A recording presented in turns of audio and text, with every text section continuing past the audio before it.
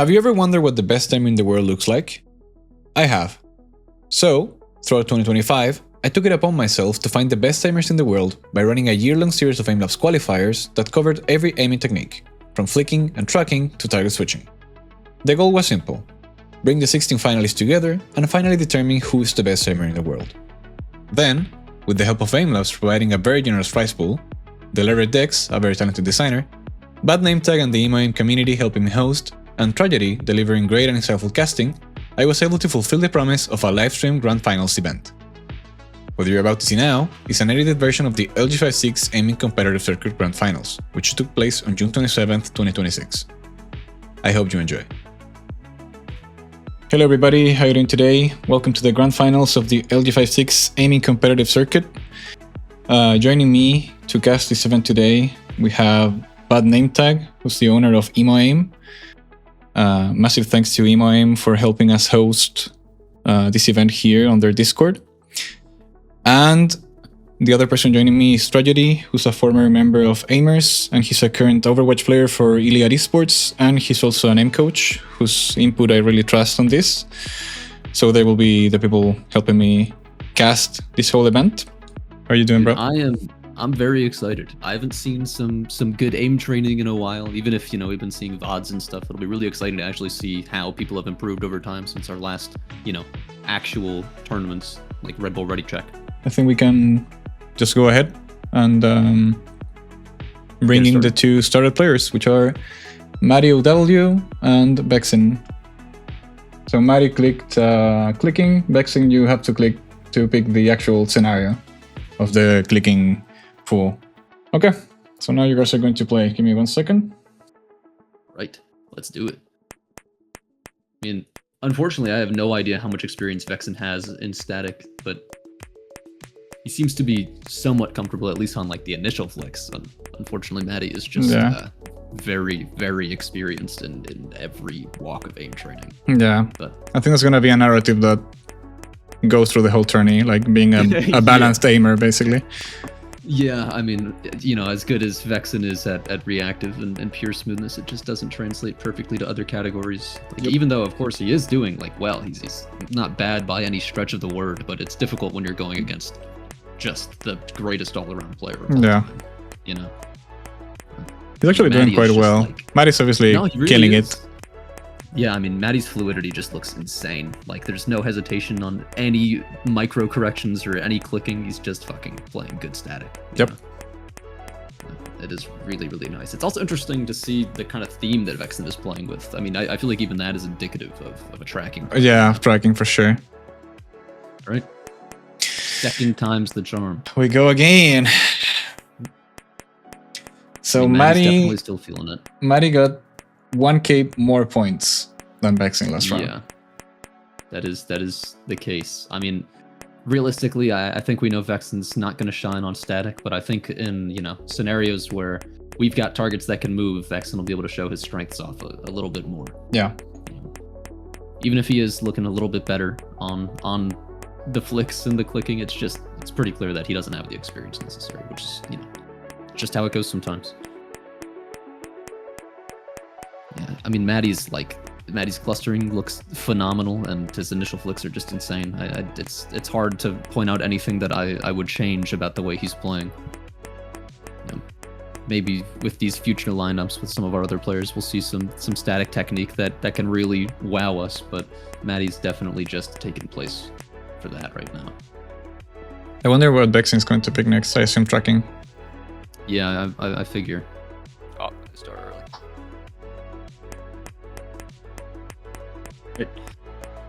Something that I do think is interesting watching Vexin is that I feel like you can kind of see some of his playstyle when it comes to reactive. I mean, I'm sure for the people that have watched Vexin before, we're all familiar with his insanely fast recorrections and real flicking technique in tracking. And I feel like you can kind of see similar movements in his static, even if, of course he can't show off his insane smoothness alongside that, But this round in particular from him looks a lot better. It looks like his confirmations are way cleaner. He's not spam clicking as much as he was. Definitely see a big PB out of him here, if he keeps it up at least. And Matty switched sense, which is, not unlike him by any means, and it seems like it might be feeling a little bit better here. I'm curious to know what sense Vexin is playing on static. You know, Matty swapped to like 77. That's actually a very good question. Quite slow. Yeah. Especially since Vexin was, for a while, a big proponent of really slow sensitivity reactive. Oh yeah, that's a huge 8-3-2. Which means Matty got the first round. Let me go back to the picking screen. Now, Vexin, you have to pick between category or scenario. That's actually interesting that he picked switching. Yeah, I think he's just waiting to guarantee that he has the category, or sorry, the scenario pick for Brian. Yeah. Okay, Matty, now you pick the actual scenario in the switching pool. Okay, so we're playing LG56 ACC 2025, Box TS, low TTK.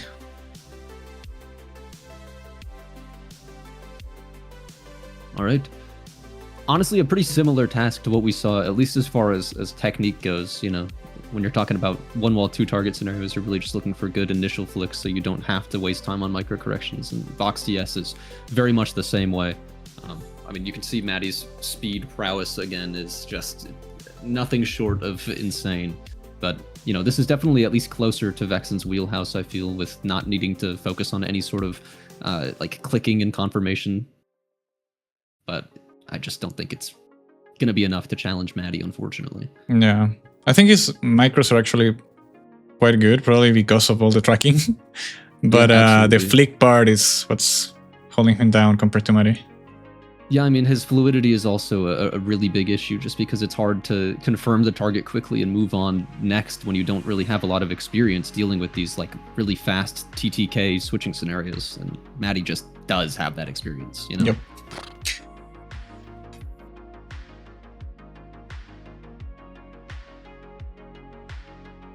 Yeah, Vexin did hit us with a little sense change here, playing on 54.444 now. I mean, just right off the bat, he's looking significantly more comfortable, just moving both faster and with more fluidity. I feel like that's just more comfortable for him, which is pretty cool to see. Unfortunately, Matty is also feeling the target switching after getting a taste of it now, but it's cool to see their difference in techniques. Like, even if they might not necessarily be on the same skill level for this scenario, just their difference in play styles is generally interesting.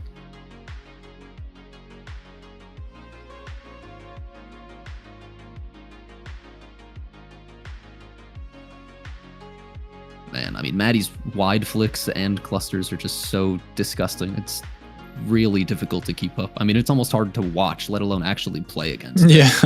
That is insane. Interesting that Vexin didn't change the theme at all. Matty has a theme for like everything. Actually. 35. All right, I'm on deafening. 30.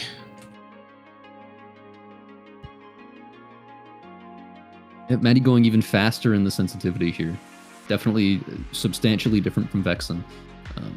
I've always personally been a slow sense player on Vox TS with how similar it feels to a lot of static scenarios to me, but I know that's kind of unpopular, and it's grown increasingly unpopular in recent times. I feel people hovering more towards like the low 40s end, but you know, Vexin doesn't go with the flow on that.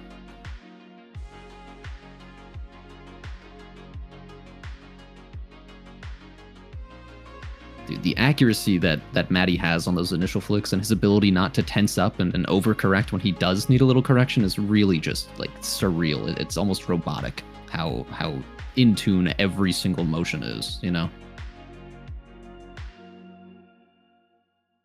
I'm like trapped in a trance watching him, bro. Yeah, I know. It's a little mesmerizing. And even when Vexin does have a lot of great movements, he just can't keep up with those clusters. Yeah, 4290. That is crazy. Yeah, his PV is actually insane. Yeah. Which means Matty has won round 1. Well, his first round of the round of 16th. Yes. GG's, guys. Yeah, GG's, guys. GG's Vexin. Yep, congrats, Matty, and GG, Vexin. Thank you for participating. And now we have an interesting thing because the next match is technically Heavy versus Zeonlo, but Matty Heavy out of here. didn't manage to make it to the event. So we are going to mark it as he didn't show, which automatically will give the win to Zeonlo. Okay, so next match is Susel and Hizku. Hell yes. Let's bring them in. You can either pick category or pick scenario. Okay, boom. Okay, you picked category. Lagging. And you picked switching. So now Hizku has to pick which scenario of the map pool you're playing. XY switch. Okay. 3, 2, 1, go. All right, I mean, right off the bat, Susel picking switching, no surprise there, right? Yeah. And on top of that, we're not going to be surprised to see Hizku pitching the more evasive scenario. Otherwise, Susel just has the huge speed advantage, right? But I mean, just right off the bat, Susel's speed advantage on the initial flicks, on top of his immediate smoothness, is just really insane. It's crazy, actually. It's difficult to compete with that. Even if Hizku is, you know, probably one of the top 3 greatest tracking players of all time, it's just not going to be relevant enough for a scenario like this, right? But I really like Susel's theme. yeah, I do too. It's really easy on the eyes, and his crosshair being a lot larger, it's very reminiscent of a switching player rather than a tracking player. Yeah, that's true. Like ARDD's theme. Yeah, exactly. A classic. Very much. Kind of looks like Sestroid's theme a little bit. Yeah. Yeah, I mean, that is a sizable gap for this first round. Yep. I mean, that was a dominant showing from Susel, almost getting Hizku's PB first try. But, I mean, we saw that Hizku's PB is, in general, higher than Susel's. There is definitely room for a bit of an upset here, but it's difficult to say whether it'll be possible in this category, you know? I mean, they're starting off pretty similar in pace here. It's just kind of unfortunate that Susel is getting substantially better spawns and actually farming targets off spawn, which is kind of the most optimal playstyle for this kind of scenario. For sure. The targets actually get evasive, you know? And I mean, we see that with Hizku, where he's not finishing targets off, and then they just get too difficult to hit consistently. Yeah, but like the first 10 seconds, they were like actually pretty close. Yeah, but once you lose that that pacing that you slot into, it is almost impossible to recover it on a scenario like this. Yep. Yeah. Wow. Just some beautiful technique from Susel. There's some good stuff. A little bit worse, but still some great runs. Right, there's still a chance for Hizku to beat this. I mean, Susel hasn't beat his all-time PB yet. It's absolutely not completely out of the picture to be able to do it in a competition, you know? I mean, it's something we saw in Red Bull Ready Check with Matty and the dynamic scenario at the time. I think Hizku needs to get his accuracy up because he's consistently below. That would definitely yield more points. I have to agree with that. But, I mean, a big part of it is just Susel's ability to move between targets at such an insane pace accurately is just, I mean, it makes the difference in a scenario like this. Even if their tracking is, you know, similar levels, at least as far as this target switching scenario goes, Hizku just lacks the speed that Susel has. It's kind of impossible to make up that gap.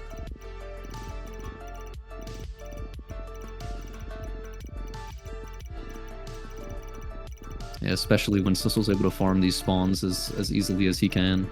Unfortunately, Hizku just got kind of screwed over with spawns. Now you have to pick Hizku. You can either pick category or scenario. Whoa, that's a list. He picked tracking. Yeah. So now Susel has to pick the scenario. I hope this is the right one. I think it is. Okay. Which one? Steady Track Blink. Damn. Okay. It's a scary name, I gotta say. It is a scary scenario. Got some settings changes, unsurprisingly. I mean, these are some pretty different scenarios compared to what we just played. But this is going to be a really, really difficult gap to cross. You know, going from a difficult target switching scenario to basically a precise tracking scenario. Yeah. And at least you have some of the same flicking movements with the blinking. With but the blink, it's just yeah. technically so much different. It's hard to switch gears like that. And I mean, Hizku is showing that right now with a pretty big accuracy gap here. I mean, I guess we can't say it's the most surprising thing in the world when we know Susel's a strong switching player and Hizku is a much stronger tracking player. Exactly. That's just how it goes, you know? It's also interesting we don't have any theme changes here compared to Matty, but I have a feeling that's going to be true for A recurring for a theme, lot of the yeah. games that we see tonight. So, I mean, both great scores from both players here, but Hizku is just absolutely dominating. That is an impossible gap to close, you know?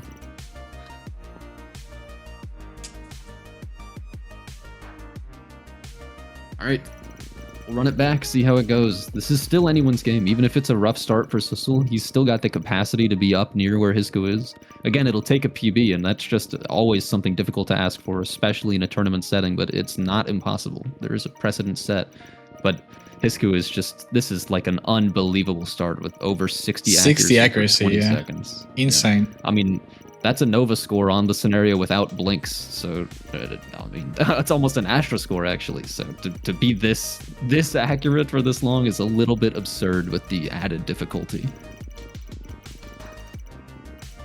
Yeah, that is.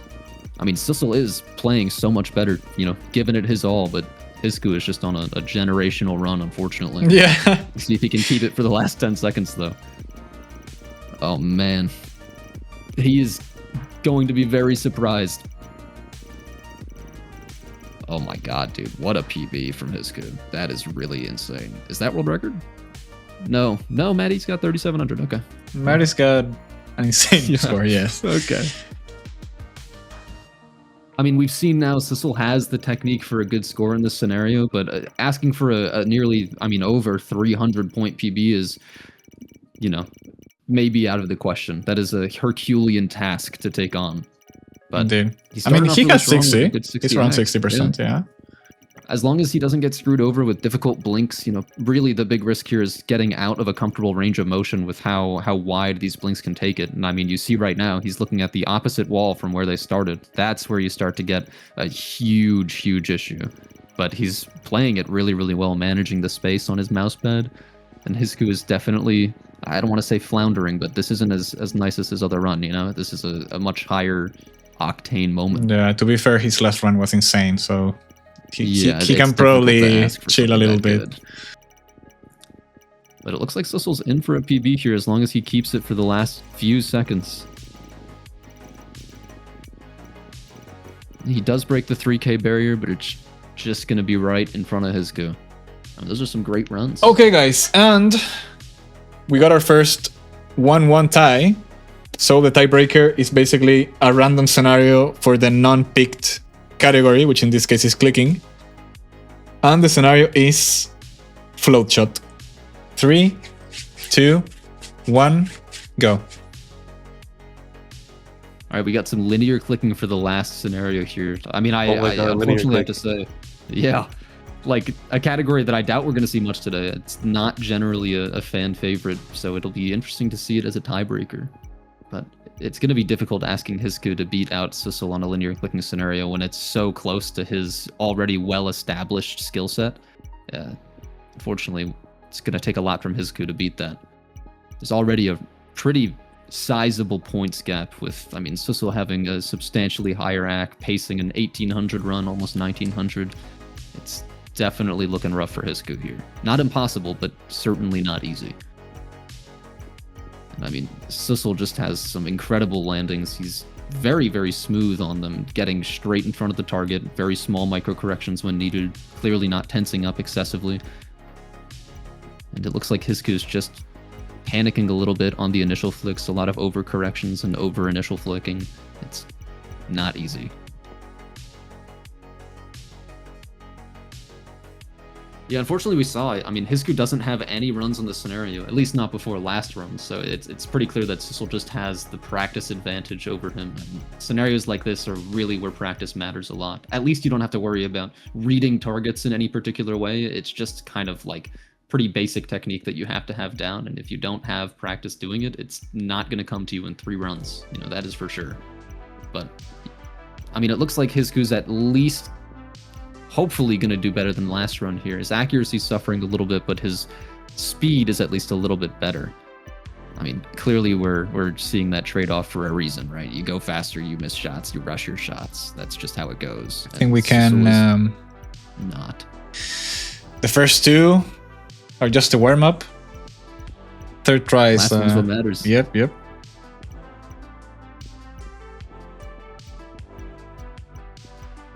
Yeah, 5 seconds left for a 400-point gap is probably not going to happen, so it's just going to come down to the next run. 1925. Little PB Wow. from Sissel, though. That's He big. got an actual It is PB. absolutely massive. I mean, Right, asking let's for see a it. 500-point PB at a Hizku is basically like asking Sissel for a 300 on our Blink steady track. But, I mean, don't want to count him down yet.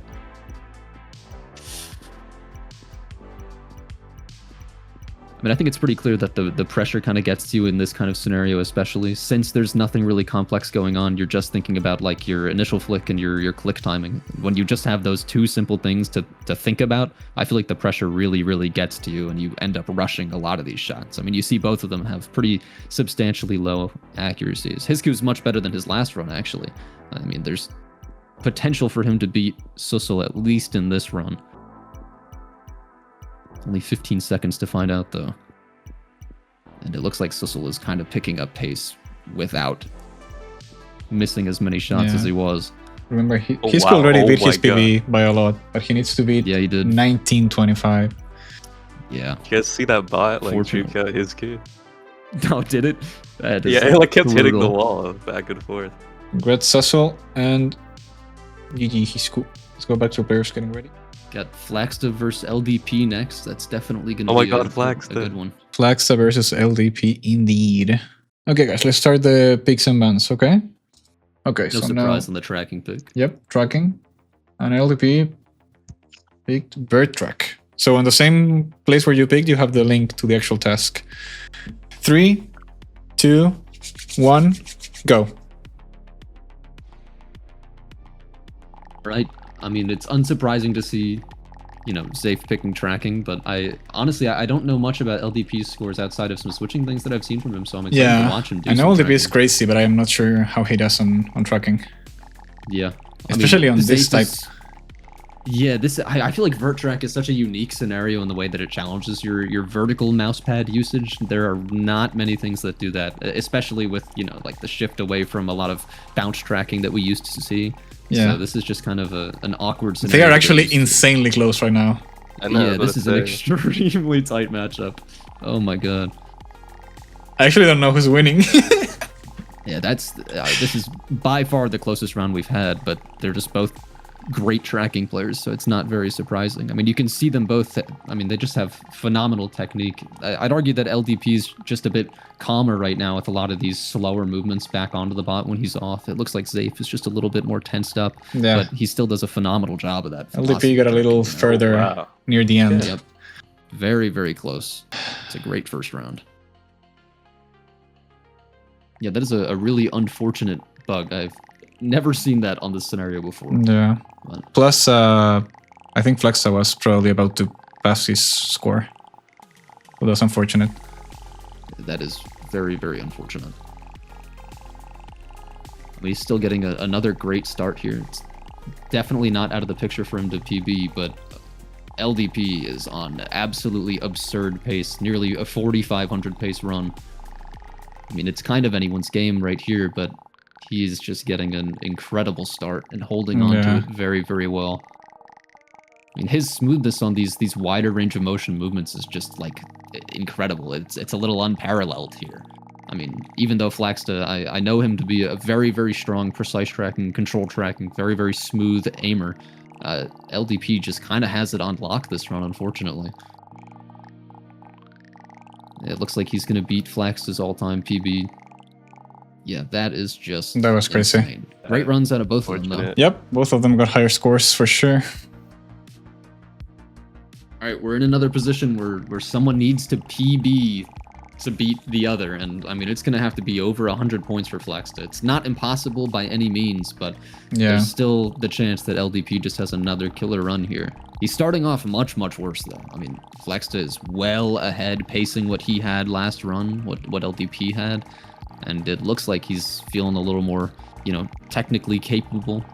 Yeah, I mean, if he Not can really. keep that 74, 73 accuracy, he can beat it. Yeah, absolutely. And I mean, it doesn't look like he's showing It any seems signs to of be wavering. working, yeah. Yeah, I he's think just his- getting I think his better as the nerves run calmed goes on. down. Yeah, I think you are absolutely correct. This is just another incredible score. Ooh, an unfortunate mouse reset might have just taken him out of the fight, though. That is brutal, especially for a scenario like this with such a wide range of motion. It's really, really difficult to get back into the groove of things once you're out of it. And it looks like that's exactly what happened. Oh, that was so unfortunate, bro. It's very, very tragic. LDP takes the first round. Now, LDP, you have to either pick category or scenario. Okay, so LDP picked the scenario, and Flaxta picked category again, and we're playing tempo switch, which is speed switching. 3, 2, 1, go.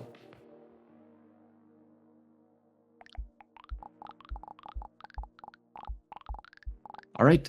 Tempo switch is a very strange scenario, a difficult speed switching scenario, but I mean, I guess it'll be fun to watch. I doubt we're going to get to see it too much tonight. And I find it interesting that this is what LDP went with.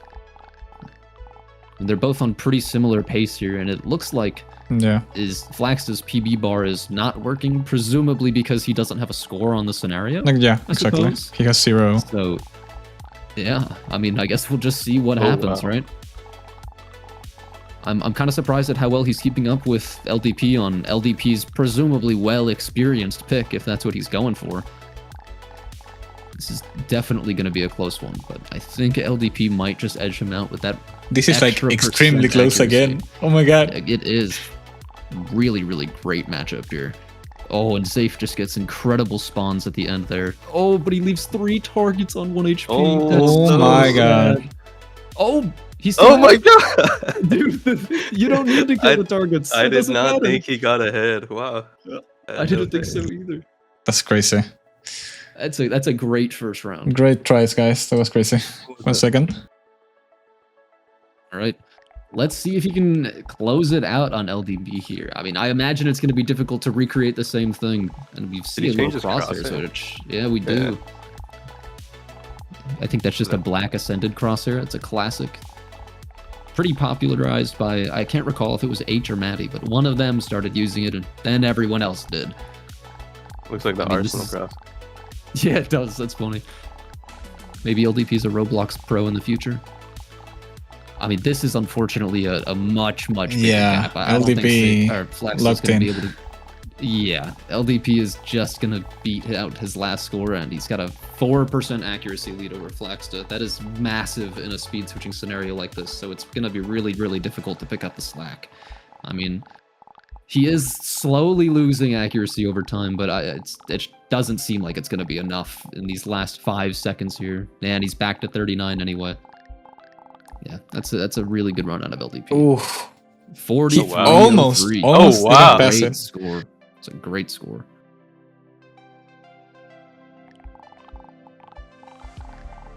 Bro, if Flaxta can do a little bit Beat it. better than his first run, he can beat it, but I don't know. Oh, I mean, it's not off to as strong of a start, and it looks like he's picking up a little bit, but this is just a very difficult scenario to get the hang of. And I don't want to say beginner's luck. Of course, he's a great player, but it doesn't seem like he's going to be able to match that initial pace that he got. And on top of that, he'd have to PB by an extra 90 points or so. Yeah. It doesn't seem like it's going to be in the ballpark here. Yeah, 35 ACK past the 30-second mark. LDP's on 38. It just doesn't seem like he's going to get up there. Maybe if he gets an incredible, set of spawns, but I just think his lack of flicking experience compared to LDP just kind of takes him out of the game for this scenario, especially. Yep. Wait. 2 great runs again. Yeah, and LDP gets an even higher score. Yeah. Okay, so that means LDP moves to the next stage. And GG Flaxta, nice try. Okay. And now we move to the next round of 16 match, which is Azure and SirHP.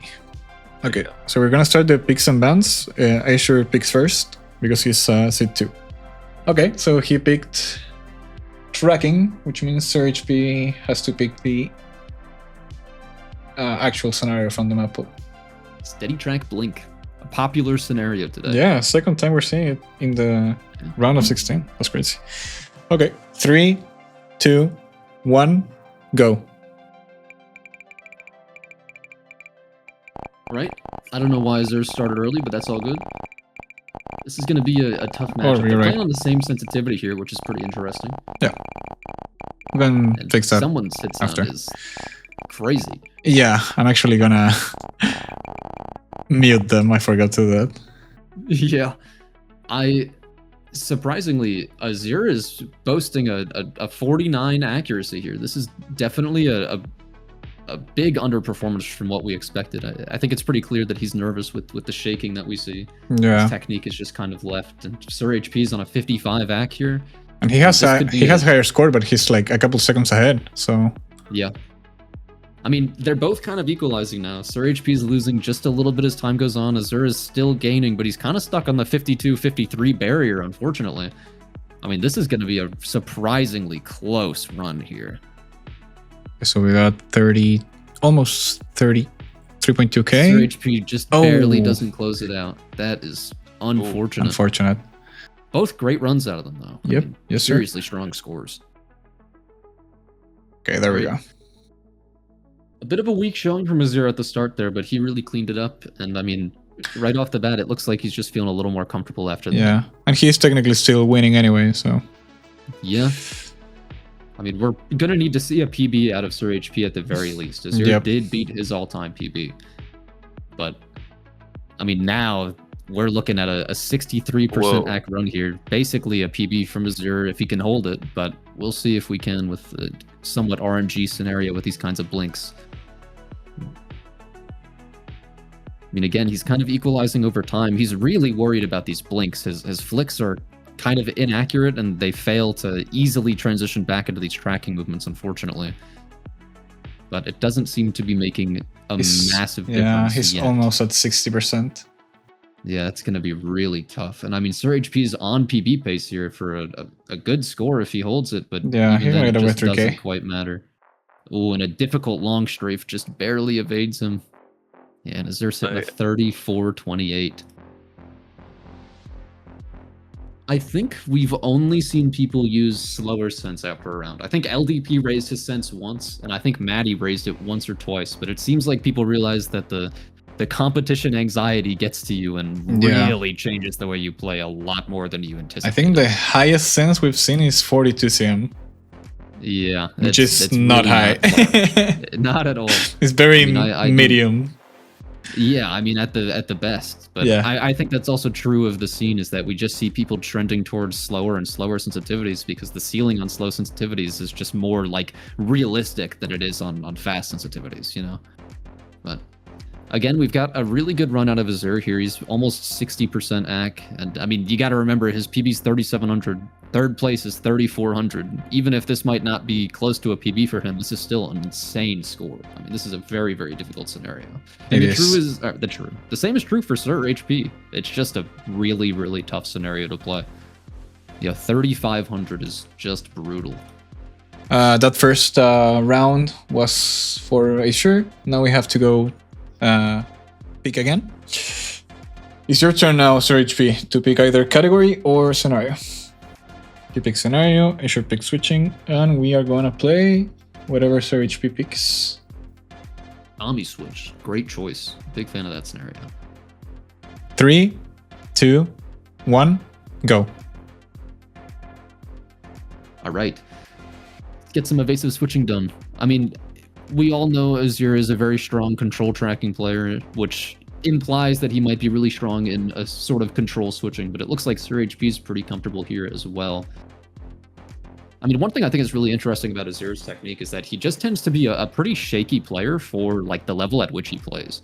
And I mean, I'd argue you can kind of even see it in some of his like really strong dynamic VODs, which I guess arguably his best category, but it's really interesting to see that contrast with SirHP, who is a very I don't want to say like slow playstyle, because it's not necessarily slow. It's just very, very smooth and relaxed, you know?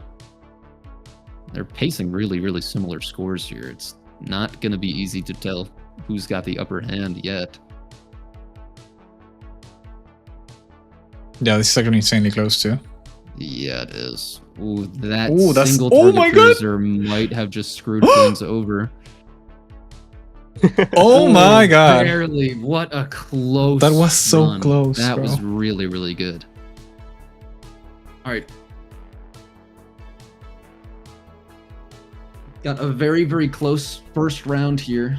Hopefully we can see a little bit of a difference in the second round. Azure did change his crosshair. I didn't see if he changed his sensitivity, but I would assume he did if he's changing his settings around. Could make all the difference. There is a little bit more of an accuracy gap here, and it being, you know, an actual switching scenario, I feel these smaller accuracy gaps make a much, much bigger difference since you have a lower accuracy overall. Yeah. So, I mean, this 4% accuracy gap is kind of massive, right? It looks like It's nearly a PB base. it looks like SirHP is gonna have to clutch on the third try. Yeah, I agree. And it's going to be really tough getting up to where Azure is. I mean, he's just shy of his, I think it was 4,400 PBs, so we'll see what happens here. But it looks like another clean run out of SirHP and just a big step up for Azure. Yeah, 43.45. 38.87. Jesus. Wow. That's going to be a difficult one to step up to. You know, these runs so far just looking like Azure needs like a calibration run every time before he feels Yeah. comfortable again. And then he's just kind of dominating, which, I mean, I don't think it necessarily comes as a surprise. We know how strong of a player he is, but SirHP isn't putting up no fight. He really is getting good scores out here. It's just difficult when you're being compared to someone so good, you know? Yeah, I mean, again, another 54 accuracy. Just shy of PB pace. Seems like Azure probably could PB this run. I mean, he's holding this pace very, very nicely. He's not losing any sort of technique. I mean, he's just got good, clean flicks and very, very controlled, small movements on this target. I think the real difficulty is that SirHP just can't flick between these targets as consistently and accurately as Azure can, even if his tracking is nearly as clean.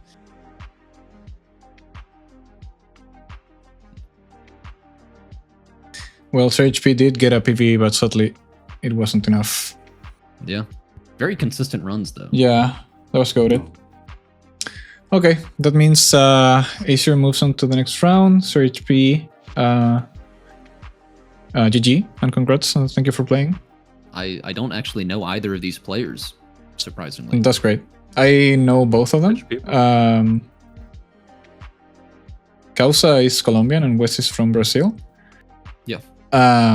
Both of them are very good. Okay, so Causa chooses first category or scenario. I'm gonna pick for you guys. Okay, so Causa picked the scenario and Wes picked switching. So now Causa, you have to pick the actual scenario. Waldo TS. 3, 2, 1, go. We got Right. the same. We got the same issue again. He didn't restart, but it's okay. It's okay. It could be worse. Yeah. Looking at pretty similar starts initially, but we do have Causa with a little bit of the advantage, if I could think of any words.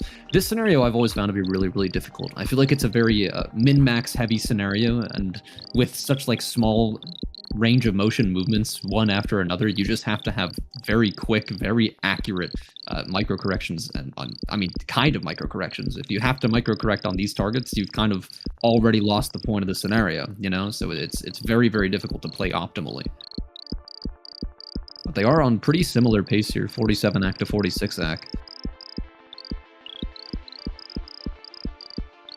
This is actually quite close.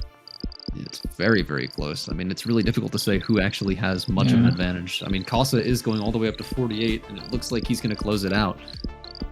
Yeah, with a very, very strong 44.11, I think. 44.12. Ooh, he almost beat his PB. PB for him. Yep. Yeah. These are some great initial scores. Yeah, no, I think he might just be trying to time it if he has some sort of lag. I think that might be what it is. I don't know. Looks I'm like not sure. Yeah, They probably have it's a different much rougher delays, start. but it's okay. Yeah, that's definitely what it is. Yeah. Maybe one day Causa we'll is have a off to way much rougher to start. make it automatic, I guess. Yeah. Wow, Wes just has some really, really immaculate technique right now. Yeah, There's the such micros are little crazy. over-aiming here. It's really, really nice. Even when he doesn't have like the perfect initial flick, he's really, really calm getting back onto the target, and he's very responsive. You know, there's not really any like processing delay. It's very, very impressive. Yeah. Causa is Yeah, I letting mean, it's some just- of them get away a little bit. Yeah, and I mean, then you have to account for those much larger range of motion Exactly. flicks, and then you just kind of get out of the habit of those small flicks between targets rapidly back and forth. So it's the kind of same issue you see in dynamic flicking, where once you're out of the pace, you just completely lose it. Oof. This is so close, actually. Yeah, that's a How great much? run. How much you Yeah. get it? Give me 1 second. Highest PV Causa for you is 44-12, and for West is 44-24. Literally 12 more points. There we go, timed perfectly. Perfectly, yeah. Yeah, I mean, a 12-point difference isn't even a full target on this scenario. That's is, insane. like, insane. It's really coming down to the wire here. I mean, unfortunately, Causa just doesn't have a great start again, and these larger flicks are just so difficult to come back from, especially when Wes still doesn't seem to have any problems going between the large flicks into the clustering again. He just keeps his technique perfect. Causa is really, really struggling to keep up, unfortunately. I mean, he is ramping up as time goes on. You know, we're up to 46 AC from a 44 and then a 45, but Wes just has 48 already, and he's not really letting it go. It is really, really challenging to come back from in this kind of scenario. There's just not a lot of room for, like, a huge burst of points unless you get extremely lucky spawns, especially with Wes getting all the way up to 49 AC.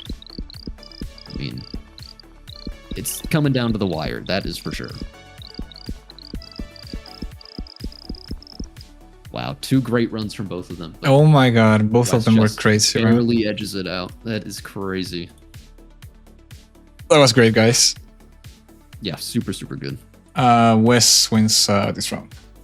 Wes, it's your turn to pick either category or scenario. Okay, he picked scenario. So now, Causa, you pick either clicking or tracking. Clicking. Wes, go ahead and pick your final scenario. Pulse shot precision faster. 3, 2, 1, go. We got 56 CM versus 52 CM. We'll see if it makes a measurable difference here. It's almost surprisingly slow for this kind of like pressure scenario, but I suppose the targets aren't so fast that you have to worry about getting hit by them as long as you're a solid player, which these two, of course, are. It's kind of another, I mean, it's almost a similar playstyle to Waldo TS. To be honest, I was expecting our linear clicking scenario, our floating heads, again, just based off of the switching pick, but it's not very surprising that people confident in, you know, small micro target switching like that are going to be good at bro, stats this as is well. again extremely close. What the fuck? I mean, yeah, Wes just has some really ridiculous clustering capacity. I mean, he doesn't really worry about that confirmation on those smaller flicks at all, and Causa clearly does. A part of that could genuinely be the sensitivity making a difference. It's harder to cluster like that on a really slow sensitivity. I mean, debatably, just because you have to move your mouse a larger distance, even if it helps with precision. But yeah, 48, playing 60 the to same 45, FOV? 40. It was a close round, at least as far as accuracy goes, but the 300-point difference is not nothing. I mean, it's pretty sizable, and I think it does come down to, like I was saying, Wes's ability to cluster is just a little bit superior to Causa's. But we'll see if it improves at all after our first kind of warm-up round, right? Yep. Causa seems to be doing better. It's difficult to say with the clicking scenario because I just don't have as much of a reference for how their accuracy is going to behave. Yeah. It seems to me that Causa is like actually very focused on only killing the targets that are actually big or getting bigger. Yeah. But Wes is like actually farming more of the smaller ones, even though they have like more time before they despawn, but it's like a good way to like farm. Yeah, I mean, it's just more efficient. It's just like pretty basic, stereotypical static technique, right? Instead of playing a pressure scenario, you're just trying to go for the easiest target next, not the one that's going to damage. 50-80! Oh my god. I can't That tell, is but insane. Instead of playing a pressure scenario, oh, you're just trying to go for the holy. easiest target, Yo, that's good. the one that's Damn. gonna damage. 50-80! Oh my god. I can't tell, but Damn, okay. I knew that pace was gonna be crazy. Yeah, and he knows he won already. Yeah, probably. All right, it's going to come down to an enormous PB out of Causa here. That is just, I don't know if it's reasonable even. I mean, 50-80 is a very, very strong score, and it was 800 above his last Yeah, one. and It's gonna be Causa's really difficult. Causa's PV highest score is 47 something, so he would need to beat his own PV by like 400 points. Yeah, and that's just, I mean, we've seen it again and again throughout this tournament. It's just not an easy thing to be asked to do in a tournament setting, actually PB. Yeah. Oh my god, he's going so quick. Especially, yeah.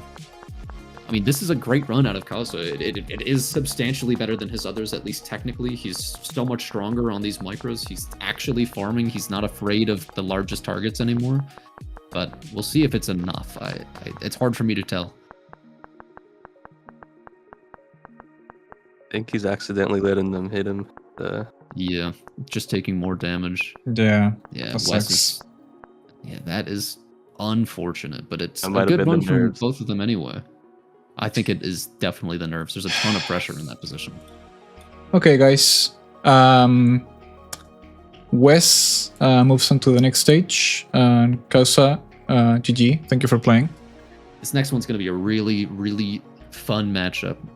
AOD and Lobsterfacts. AOD and Lobsterfacts. Oh my god. Do we have the been waiting to nomination see in the AOD. chat? Yeah, we absolutely do. Let's fucking Is the go! nomination in chat? Just woke up. Okay. Beast mode 3 in the morning. 4 Lobster in the morning, whatever it and might be. AOD. He picks scenarios, and now Lobster is picking category, clicking, trucking, or switching. There's a lot to consider in this kind of matchup. He do be thinking. Plus, it's a lot of scenarios, to be honest. Yeah. Tempo switch slower. All right. Okay. Let's go. 3, 2, 1, go. Yeah, we've seen a lot of these blue tiles today. I always think it's really interesting.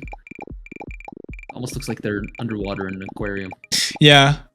I think they basically tried to get gray bricks, but Yeah. they are... I don't know. It's hard to make. They like very cold imagery or Yeah. something, so they use a lot of blue for some reason. Just playing in the Ice Kingdom, naturally. I mean, just off the bat, AOD's switching is so fast. Like, obviously, it's very accurate and he actually kills the targets efficiently, but his movement between targets is really ridiculous. Yeah. It kind of just... Plus, shows tempo off switch. the- Tempo switch itself is a speed switching scenario with some movement that can throw you off, but this is like the slower version, so it's even easier to like farm it if you land well. Yeah, no. It just means the initial flicks matter even more, and Yeah. as someone with such strong initial flicks, Lobster just does not have a lot that he can do here. I'm sure he was banking on playing some evasive switching with how strong his smoothness is, unfortunately. Yeah, that's a really great run from AOD. Very impressive stuff. Ooh. Well, Lobster got quite a big PV, but Yeah, he did. wait, both of them got a LG56 reference in their score. That's amazing. Holy shit, they did! Thank you, guys.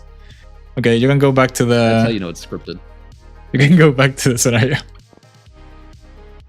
I mean, AOD set the bar really, really high with that run. Lobster's going to need a genuinely insane score to get over that. And, I mean, he's not incapable of incredible scores. That we all know that he's a very strong player. But PB For sure. from 4K to 4,400 is just, as we've seen so many times already, very, very difficult. Yeah. He seems to get like quite tense when he's on the target. Like Yeah, very he shaky. does.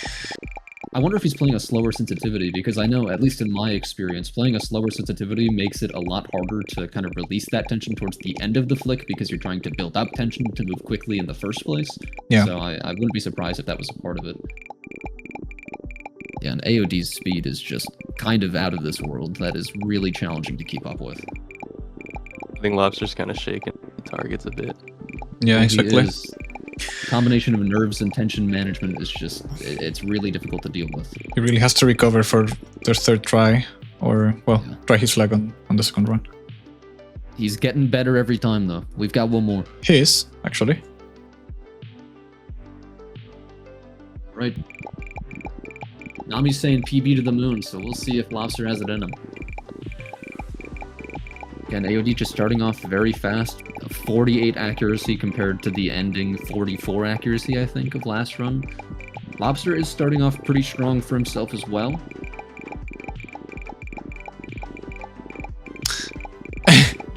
I mean, that is just like blistering speed. AOD stream to is say. a little fucked up for me, so for the first like 20 seconds it seemed like he was like teleporting from target to target. He's been reading That's the just how hand fast he is. teleportation. The lag buff, teleportation guide. 1 frame clicks, yeah. AOD's gonna, well, at least he looks like he's gonna PB here, and he's only getting higher accuracy over time, which is actually indicative of something in switching. Oh man, this is just rough. That is so difficult to beat. Yeah, Yeah, Oh, that AOD's was technique insane. was just flawless there. Insane. Yeah, at 45-36 for rank 2. I mean, it's a good score out of Lobster again, but it's just yeah. too difficult to compete. Okay, that was round so- 1. On the website again. Website again. Now it's Lobster's turn to pick either category or scenario. Just pick scenario, okay. Okay. So now AOD picks clicking or tracking. Clicking. Okay. 2-shot perfected. Okay. 2-shot. Okay. Okay, guys. 3, 2, 1, go. Lobster's going very atypical for static theme here with kind of a noisy background. It's definitely not what you usually see. AOD's going very classic though. Yeah, for sure. Right. The background I get, but white targets is kind of crazy, you know? Yeah, I agree. And I mean, they're almost a little bit difficult to see for me. I feel like it takes just an extra second for me to process what's going on when I'm not playing with black targets or static. It's pretty clear that AOD's speed is carrying over very, very strongly here. And even though Lobster's precision is just like, it's so solid. It just doesn't seem to matter when AOD can move between the targets this quickly without really sacrificing much accuracy. Well, Yep. none. I mean, neither of them have missed this entire time. It's very, very impressive. Okay, I'm starting to think that that's not true and it's just rounding. Because I think a couple of these shots that AOD's putting out are missing. Yeah, don't worry about the accuracy in this particular scenario is not important. They will always get like 100%. Oh, okay. So it's just hits that count, or Yeah, I mean, if they miss... That was so close, bro! that was really, really close. Oh That my is so God. Unfortunate. But that just means they've got a good matchup here. Oh wow. Yeah, if they miss the... They will get like 10 points less, but the accuracy itself will not decrease. Oh, just okay. That makes sense. That makes sense. Okay, so... All right. This is absolutely Lobster's ballpark. I mean, even if he's going slower, now that I realize the accuracy is inaccurate, Lobster absolutely has a chance. More than just a chance. He really does have this in the bag, I think. I mean, I think AOD's speed is obviously a huge buff to him, but his micro corrections are a bit of a hindrance. He rushes the confirmation a little bit too much, and Lobster just never does. I think Lobster had a bad start here, but making it up. Yeah, he is. And if need be, we've always got the third round where he can actually close it out, you know? No, AOD is on PB pace here, but his PB is notably lower than Lobster's, so if Lobster is feeling similarly, then it looks like it's gonna go to him.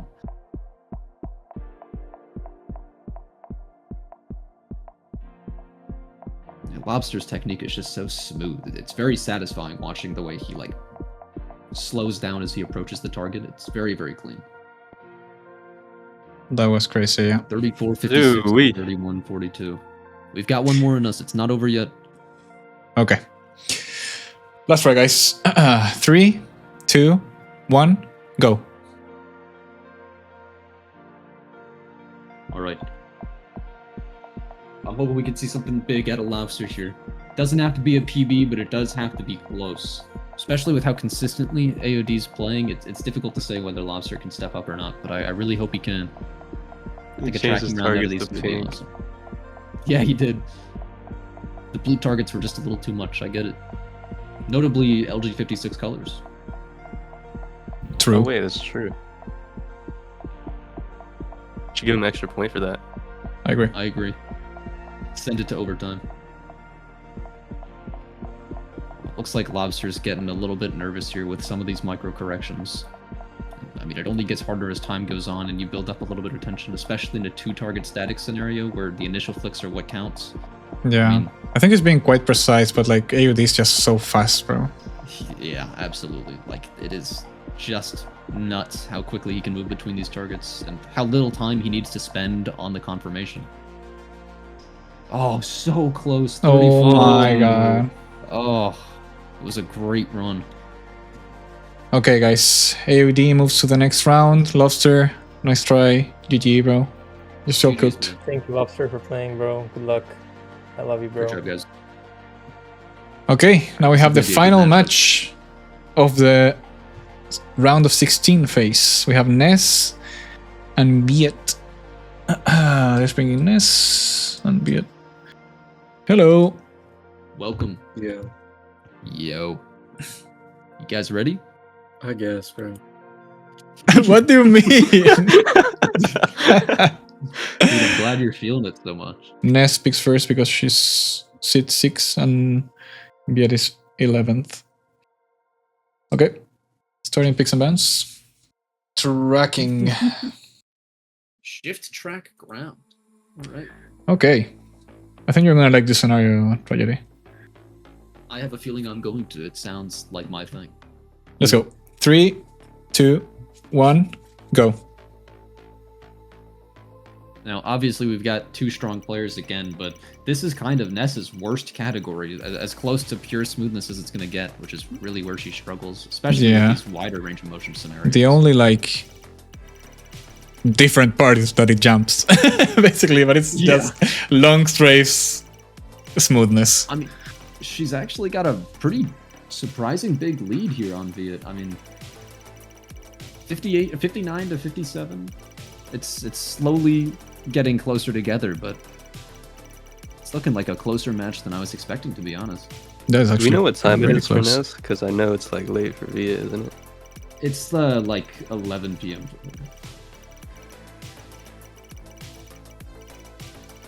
In Scotland, Oh, right? man, this is Oh, It's it actually looks like just so at the end here, close. we get a brutal mouse reset that just takes her Yeah. out of the round. Unless it happens to Viet too. But that is just that's tough. That's really difficult mouse management on a scenario with this wide range of motion. That was extremely close. Yeah, it really, really was. I don't know. I don't know what's gonna happen on the next round. Alright, we'll see if we're looking at another Azure situation and Viet just needs a calibration round here. I mean, we know that he's got a much, much higher overall PB and generally seems like a stronger precise tracking player, but he seems to be showing that right now. We've got a decent start with 62 accuracy, better Yeah. than the last start by a good amount. Seems like he just has to warm up into it, you know? We have like, well, now it's more equal, but we had like 7% difference in accuracy at some point. Yeah, the initial score difference was quite wide for this kind of scenario. But I mean, as time goes on, it looks like it's getting harder and harder for Viet. Even if his pure smoothness might have started off a lot better, he just doesn't quite have the speed matching. And Ness seems pretty locked right now. Yeah, she's actually above him right now. Yeah. I mean, it's, again, kind of anyone's game. 59 to 60 AC. It looks like Viet's just barely going to my close God. it out, though. No. He... Oh! Alright, Ness takes it. Oh, That's pretty surprising. All right. I mean, that was already a bit of a surprising upset to me. I kind of expected Ness to just get stomped in a precise tracking duel, but I mean, as long as Viet doesn't PB compared to his last score, she could just win this round right out the bat. Off the bat, not out the bat. I think the nerves might be catching up with her a little bit. This is definitely a much sloppier run, but unfortunately for Viet, it doesn't look like his is getting much better either. 58 AC, as long as he can keep it in this regime, he can pull ahead, but he's got to break 60 really to he needs to get like considerably beat her. He needs to get like 80 more points than his current like PV like on this tourney. Yeah. Ness' second try was crazy. Yeah, no, it really was.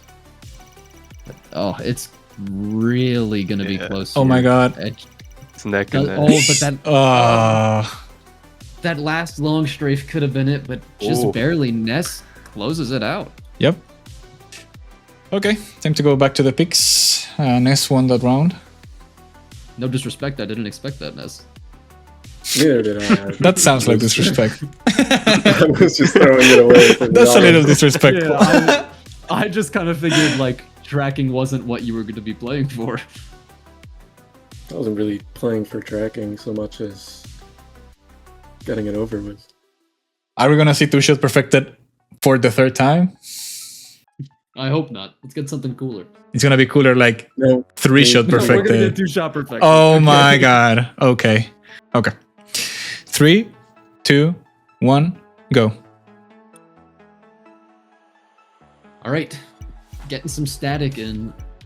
You know, I have a feeling Viet's gonna be able to beat her in the static just because of his. I mean, he has Celestial static. Ness is not necessarily known for her precision static clicking, but it's only one way to find out. It seems pretty close for now, but Yeah, it's actually technique quite just close. seems a lot more consistent to me. Ness has a little bit of shaking at the end of her initial flicks. Viet just has pretty solid landings, even if his micro corrections don't seem to be as fluid as hers do. Ness is actually coming ahead, actually. She definitely By a is. little margin. Oh, Yeah. those were some misses. Yeah, not getting that cluster with all those short spawns is really unfortunate. But, I mean, it looks like she's going to close this out. I don't think he can close that gap that fast. Yeah. All right. I mean, that's a fantastic start.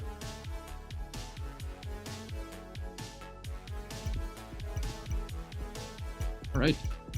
Off to a strong start from Ness. I think Viet might just be suffering from a little bit of that tournament anxiety. I mean, we know he's a very, very strong player, but it's just difficult to play up to your standards when you're playing in front of a crowd, you know? Yeah, on the Even if Discord, you're not literally there. on the Discord chat, Yeah. he also said, "I'm on glass." So nervous, GG. Oh my god.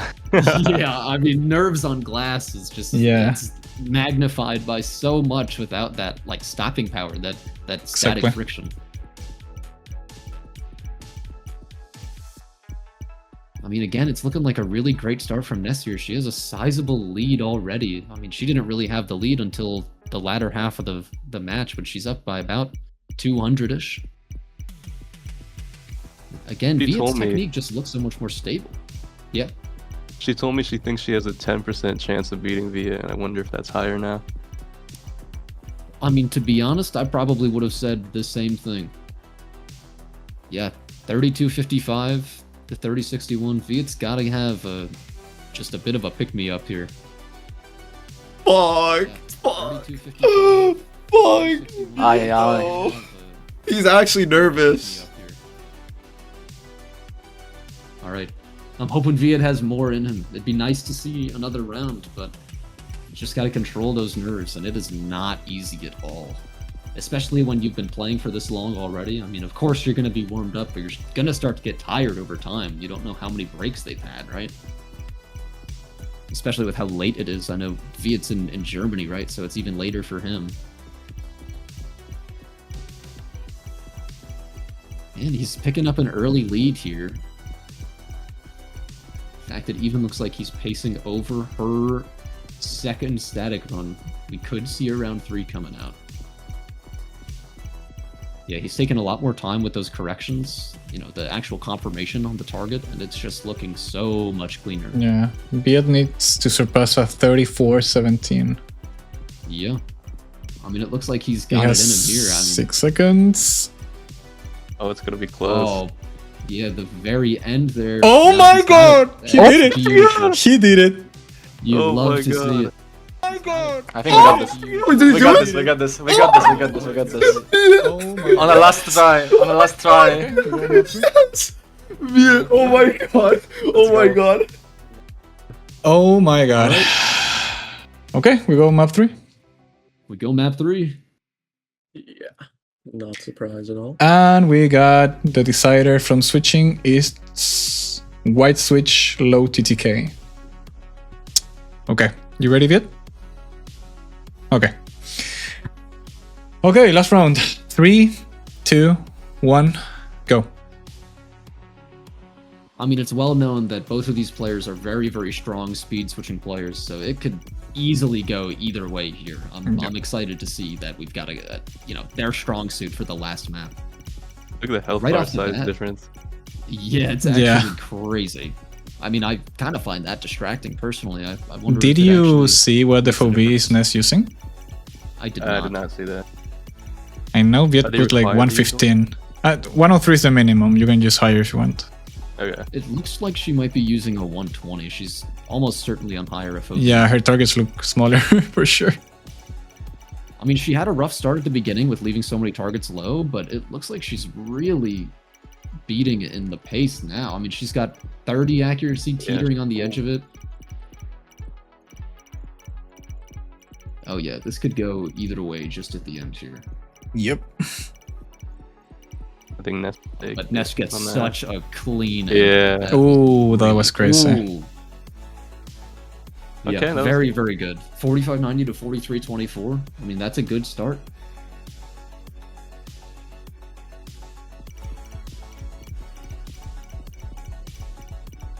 Oh yeah, Viet's got a very, very clean start here. His flicks are just so confident. And I mean, obviously Ness's are as well. She's a very fast player, but Viet just has such solid landings. It's difficult to compare their techniques, you know?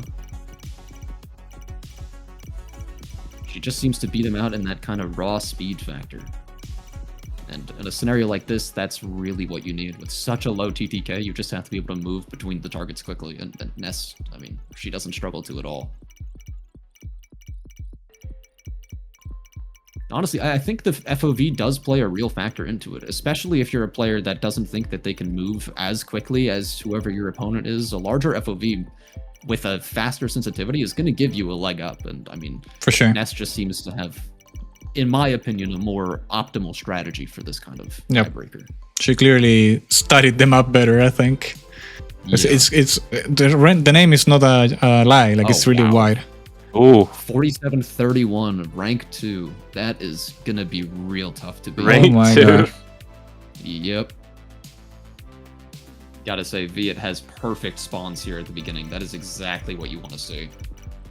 And it seems like he also wisened up to perhaps the best strategy for this kind of scenario. We'll see if it makes a measurable difference. I mean, he's gonna have to beat his all-time PB by over, I think it was 140. Something around there. Maybe she got Snipe 47. it back. Yeah. I mean, Ness has an insanely strong start here with a 32% accuracy. That is really, really tough to get through. I mean, even if, again, I'm sorry, not AOD, Viet's technique is really consistent and his flicks are very solid, he just lacks the pure speed between targets. Especially with, like, the target selection. He takes too long to think about his pathing, I think. And I think in a scenario like this, that just makes a world of difference. If that has anything to do with his it's Oh, not you might full cut out. Say it again. capacity. I wonder if that has anything to do with his time right now, like where he's at. Yeah, Wait. definitely. I mean, Oh my that's just gonna god, make a bro. difference. 48-81. Oh my That's god. Another insane. Another Insane. one? That is just really, really nuts. I mean, what are you I supposed wish to I do? had against that? OBS on. I mean, really wish I you had can, OBS on. you can clip it from the stream. Yep. Yeah, post the insane. tournament VOD. Okay. Ness moves on to the next stage. Viet, GG. Thank you for playing. Extremely close. Nice try, bro. Yeah, very well played, guys. GG's. Ready? It's time to start the quarterfinals. Let's do it. Which means we have Matty versus Zeonlo, Sussel versus LDP, Azure versus Wes, and AOD versus Ness. Let's start with Matty and Zeonlo. If you're wondering about the rules and structure of the tournament, by the way, you can just do exclamation rules and stuff. Basically, all of these are BO3s, except for the final, which is a BO5. Okay, and I'll start the picks and bans. Matty goes first because he's seed 1, and Zeonlo is seed 9. Let's go. And he's picking tracking. I'm so fucking scared. Matty picked category. What will he pick as the first? Tracking. It's all good. Evil. Oh, but no! Evil. Why is he doing this? Evil. Why is he doing this? Evil. No, Okay, Matty's time evil. to cancel, Matty. Time to cancel. Let's go. Matty is evil. Locked in. So Zeonlo has to pick the scenario. Eddie track blink again. Another popular scenario. We've seen that one like 3 times now. Yeah, I think we've seen it Actually, like every round. every tracking time except no, we saw vert track and then we saw shift track. I think those are the only 2 others that we've seen, right? 3, 2, 1, go. All right, it's always going to be tough taking Matty on for a tracking scenario. I agree. I'm really confused as to why he chose the Artisan 0 for this task. I am as well. I mean, the only thing that I could imagine is that, one, you have nerves when you're playing in a tournament, even though Matty has substantially more tournament experience than most others here. So you want to play on a slower pad in general. And then on top of that, you're playing a scenario that requires really, really good tension management. So you don't want to be like fighting micro corrections on a really, really, unstable pad, on top of also having to make like actual flicks in the scenario. So you don't want to over flick constantly, or you're just going to introduce more tension, and that just leads to even worse control tracking. That would be the only thing that I could really think of. Yeah. I mean, I can see why they wanted us to use the hit sound. It's a little annoying. yeah. I don't know what it's going to be on clicking. Maybe it's the kill sound that's even crazier. I'm not sure. I would imagine it's like the bassy one. Yeah, unfortunately, those are just kind of incomparable. And that's just how it's going to be in the tracking round, unfortunately.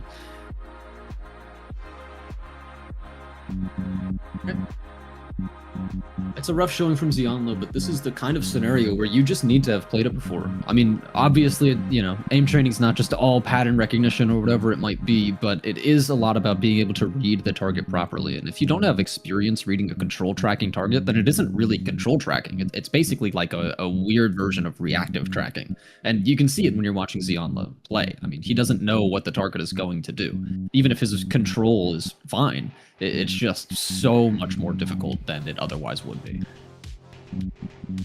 Granted, I don't know if him having that experience would really close the gap, to where Matty is, but regardless, it makes a difference in his score, whether it does for the competition or not. Yeah, but Matty just looks incredibly solid right now. I mean, his technique is unwavering as the scenario goes on, and his flicks are really, really, really strong. I mean, it's not interrupting like the flow with which he plays even a little bit. Oh, Very, wow. very good score out of him. Yeah, another 3,700. That is nuts. Actually, almost his PB. Yep, indeed. All right, last round for tracking at least. I mean, Yep. I think what we're hoping for most here is just seeing a PB out of Matty. I think that would be as exciting as this can get. If he can get Especially 3.8k, that'd be Yeah, quite nice. It's interesting that they're really, using really basically the same theme too. I wonder if Zeonlo just copied Matty's basically. I mean, I wouldn't be surprised, but I mean, it is also kind of difficult to make like that real clean white texture in AimLab, so it's possible that this is just like a poor imitation.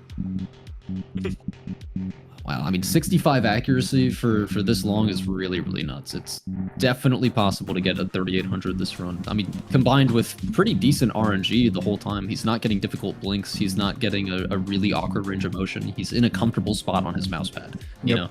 So I could definitely see it this run if things keep going well.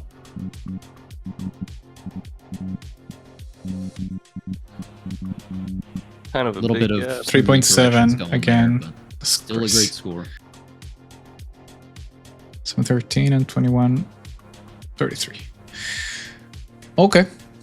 So Matty has round 1. Give me 1 second. Okay, he chose pick scenario. So Matty can either pick clicking or switching. I figured he wasn't going to go for clicking when Switching. Zeonlo gets the first. Yep. Don't want to go up against static. Matty is cheating. Now there is one task I think could be picked here. Yep. Oh, But I I- know what you're thinking of. But I'm not sure if Zeonlo wants to pick that. What are you going There it to is. Okay. Fox That to was slow not what I TTK. was expecting, but okay.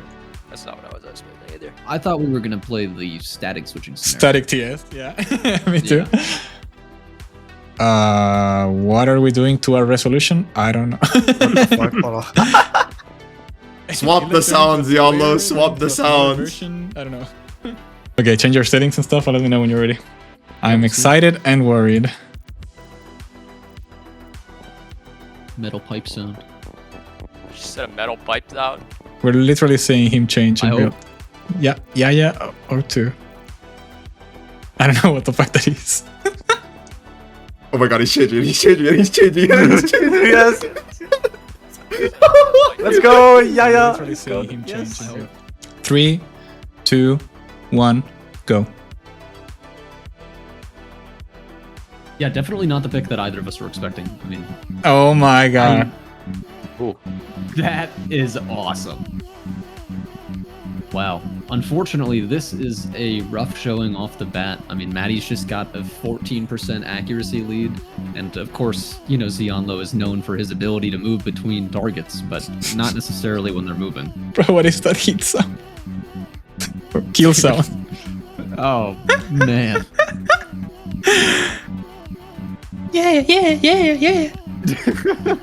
Oh my god. At least it makes the matchup a little more exciting. The Matty theme switch is, it's so predictable. Bro, look at but the it's so funny accuracy every time. difference. Yeah, I mean, that's just, what are you meant to do? I mean, it's just, I mean, it leaves me a little speechless. It's a shame we didn't get to see a little bit of a static showdown, Yeah, totally. but I suppose we know how that would have gone as well. Yeah, 42-27. That is a very strong score. Okay.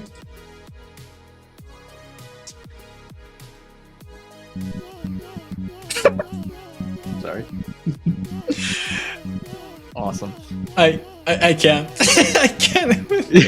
Why are you laughing? I mean, what more do you need to know?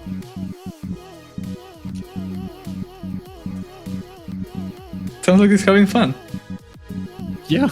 I agree. Yeah. I mean, he's doing better than last run. 40 AC instead of 39. Yeah. Matty's doing a little worse. It's gonna be pretty difficult Look, to. he's going to reach his shoot up PV at least. 14 Look, AC, though. look at the PV bar Yeah, at true. the top left. I mean, we're well ahead. 42 AC is nice.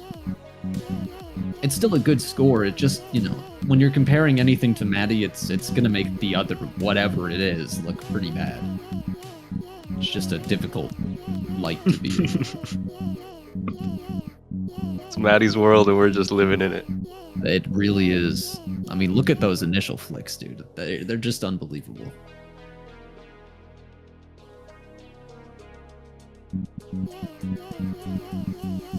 Yeah. Yeah. Yeah. I Yeah. Zeonlo is by no means a weak switching player. Like, he has great control. His initial flicks are very, very good, of course. I mean, his micros aren't bad by any means. It's just Matty is like the speed switching player. It's really difficult to compare when his initial flicks tend to just be so accurate every single time. His technique is far too consistent and refined, Yeah. even for someone whose static is as unbelievable as Zeonlo's.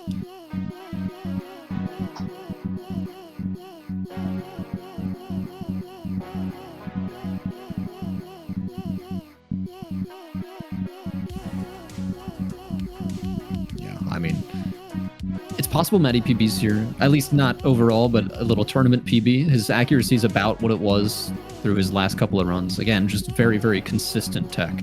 Oh, almost. A little bit worse. Still, 2 great runs. Indeed. Matty advances to the next round. Zeonlo, GG. Thank you so much for playing. GG's Zeonlo. Now we go to Suselkovsky versus LDP. I think this is going to be a pretty good matchup. I honestly think all of the rest of the matches are going to be like insanely good and close. Yeah, I agree. Let's go. Tracking, okay. Okay, tracking. The spare track. Something new. Oh my god! I can't wait to see what this is. I didn't think this was going to get picked. Oh, Banger Oh my god, it's Switch 90. Oh no! Susel's going to shine on this. Okay, speed switching. I have a feeling this is going to be something that I would love. It's something you would see in your nightmares. It's pretty chill, I'd say.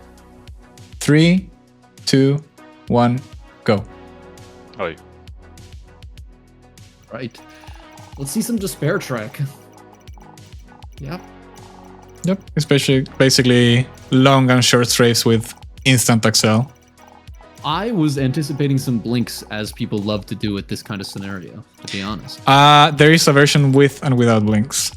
That makes sense.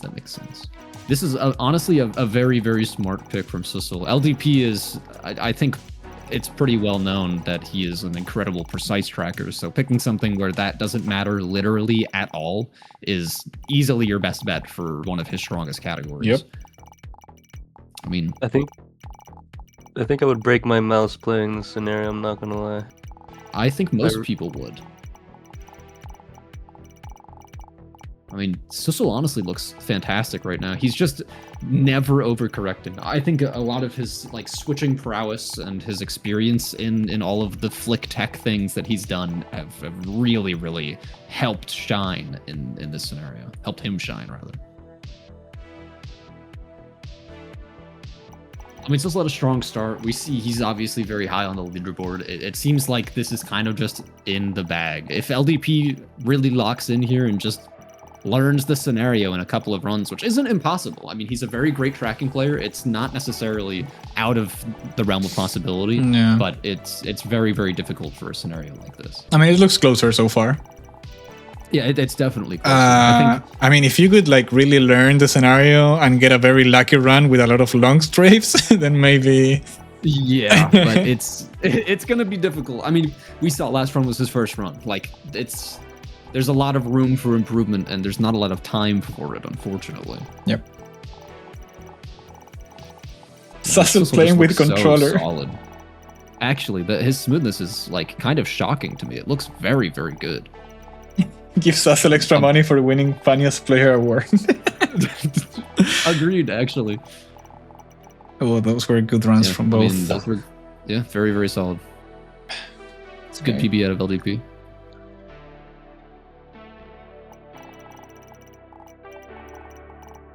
Alright, we got one more chance for LDP to take this here.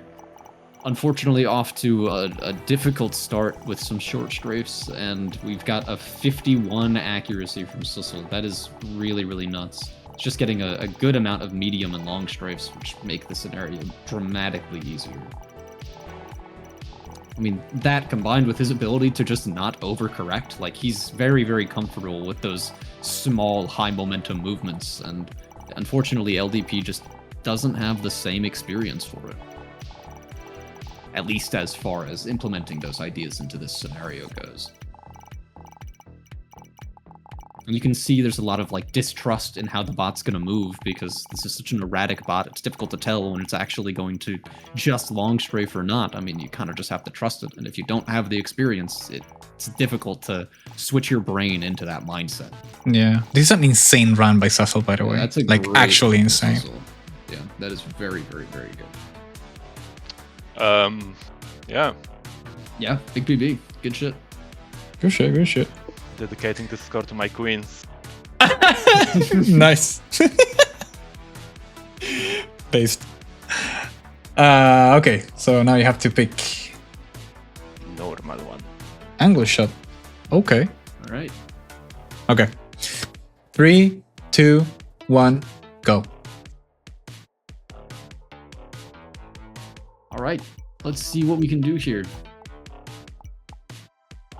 I mean, just off the bat, LDP looking very, very comfortable this scenario. I mean, he seems really confident in the way targets move. He's not thinking about confirming his shots for too long, clicking right before they strafe. He's definitely getting into a good rhythm. But Sissel's picking up pace. He's also getting into a good rhythm. He had a difficult start, kind of stuck on some targets in the corners, but now that he's into the rhythm with how the targets are spawning and, you know, their likelihood to strafe off spawn being low, he's able to kind of spawn farm a little bit and keep that pace up. But he is just a bit behind LDP. Yeah, they seem to be getting closer, but I think LDP is winning this one. Yeah, I would have to err on the side of LDP as well, especially since Sissel's slowing down as time goes on. Yeah, exactly. Getting a few more misses, unfortunately. But this is looking to be like it will be close now that Sissel's feeling it a little bit more, maybe for next run or the run after. Yeah.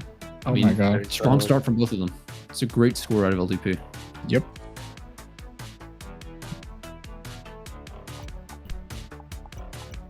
All right, let's see if we can get a firmer start out of Sissel. Right off the bat, it does seem like he's a little bit more in rhythm. It's difficult to get into it with this kind of scenario, though, with how small the targets are. Yeah. Normally with this, you know, more evasive dynamic clicking scenario, you'd see something a little bit larger, but... Sussel's stream is dying for me. Yeah, it's dying a little bit for me, too. Okay. LDP's already got a solid lead, and he's just doing an amazing job of keeping the targets in the center of the map. He's not chasing any targets into the center, and he's doing a really, really swell job of just getting them off of their strafes, making sure that he's not going for them when they're likely to strafe and evade his shots. Yeah. It tends to be the ideal goal in Dynamic, but it's difficult to pull off, so to do it this consistently is very, very impressive. Yeah. And unfortunately, he's just got a massive lead over Sissel here. It's very, very difficult to come back from, but we do have another round. We do. He almost beat his previous score. Yeah, he did. All right. Limits have been tested. He knows exactly how to play now. Right off the bat, very strong start. Actually, his insane flicks start. are just obviously very, very good, right? Like they're very close to target. They're very quick. They have really, really solid stopping power. It seems like he does a great job of managing his tension, you know? Yeah. Really good cluster from Sissel right there, but LDP is just, I mean... LDP is just very smooth. And dynamic is, Exactly. Exactly. It is really, really wild. I think Sussel suffers a little bit because he like chases after targets. Yeah, I agree. He doesn't stay in the rhythm. Yeah. Once you're out of rhythm and dynamic, it's again the same idea. If you're going to be like off the timer of the targets when they're likely to strafe, so you're going to end up hitting a lot more targets that are strafing right as you shoot them, and it just chains into a ton of misses. You really cannot let yourself fall out of that rhythm. Yeah, LDP does a phenomenal job of just clicking and moving on when he misses on a target. Ooh, they got quite close actually. Yeah, that one was contendable. There.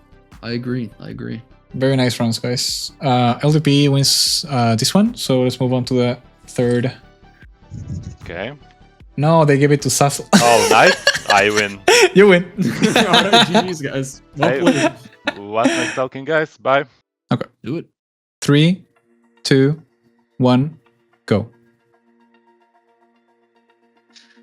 All right. I mean, this is just in both of their wheelhouses. This is going to be a good matchup no matter what. Oh man, dude. I mean, this is like ridiculous. LDP just has faster flicks right now, no doubt. I think Sissel's just taking a second to warm up back into some speed switching after some very different categories.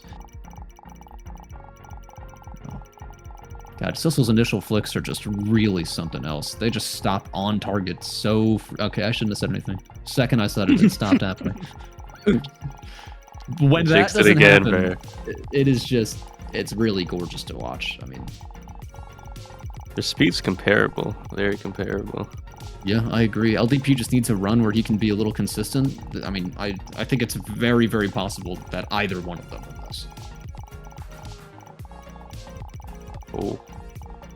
It's a difficult end for Sissel, but he still pulls ahead by quite a bit. It's a formidable score to beat. Still a great score from LDP, too. Damn, he got a high score. All right, let's see if LDP's up to the task.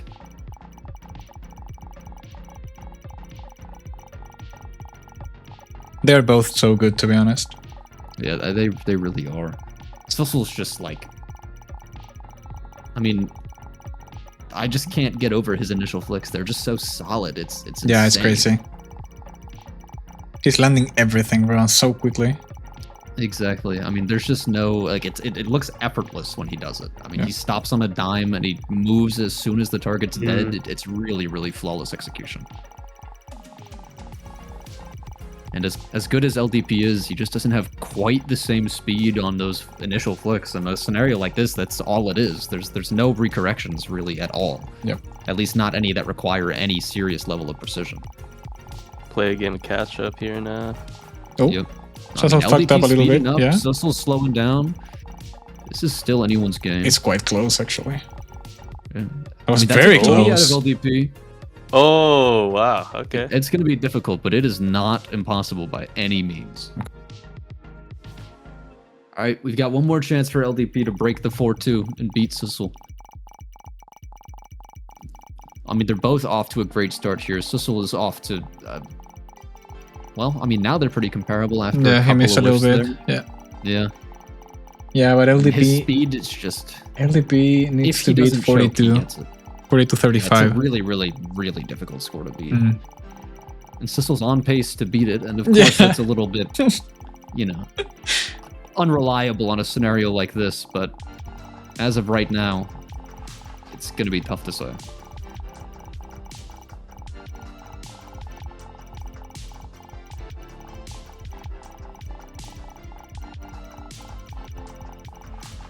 I mean, he'd have to pull something off in these last few seconds, something really unbelievable. I'm not sure that he's going to be able to. Yeah. I think it's done. Yep, it is. I mean, still great runs from both. Great of them. runs, Sussel very just consistent. edges it out. Yep. So Sussel moves on to the next round.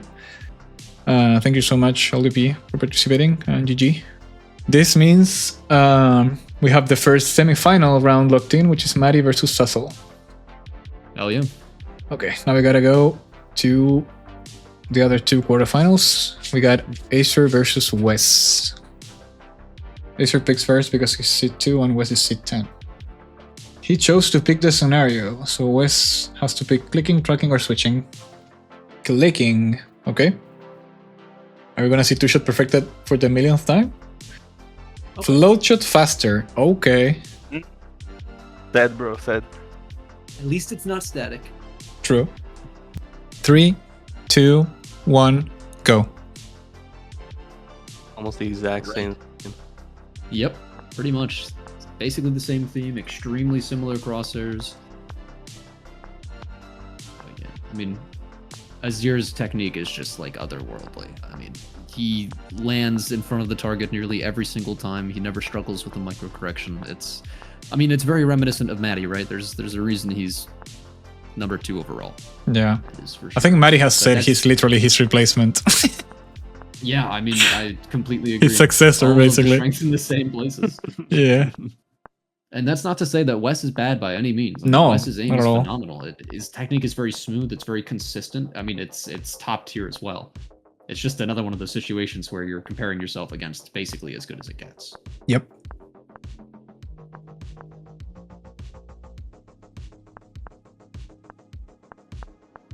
Yeah. That's an insane score, bro. It really is. Okay, he got to 3K. Oh, okay. I mean, again, two very good scores. Look at his There's PV nothing though. wrong with those at That's all. crazy. Yeah, I mean, 4,500 is just absurd. Okay, okay. All right, we're off again. Yeah, Acer is just so confident, bro. Yeah, every movement is really just confident. Yeah. I don't think there's another. Like Wes is like a right way to say it. waiting a little bit more. Yeah, Wes just takes longer for the correction. Azure doesn't really spend Exactly. any time. Oh, on he it at got the all. thing again. That's crazy. It's almost like, you know, Azure's technique almost reminds me of like Bardoz's aim in Static. It's very confident in all of the motions, and you're not really wasting time on thinking about them necessarily. Yep. And of course, I know that's not necessarily true for the whole Bardoz technique, but I do think it transfers over to like the literal mechanics of Azure's aim very well. Yeah, exactly.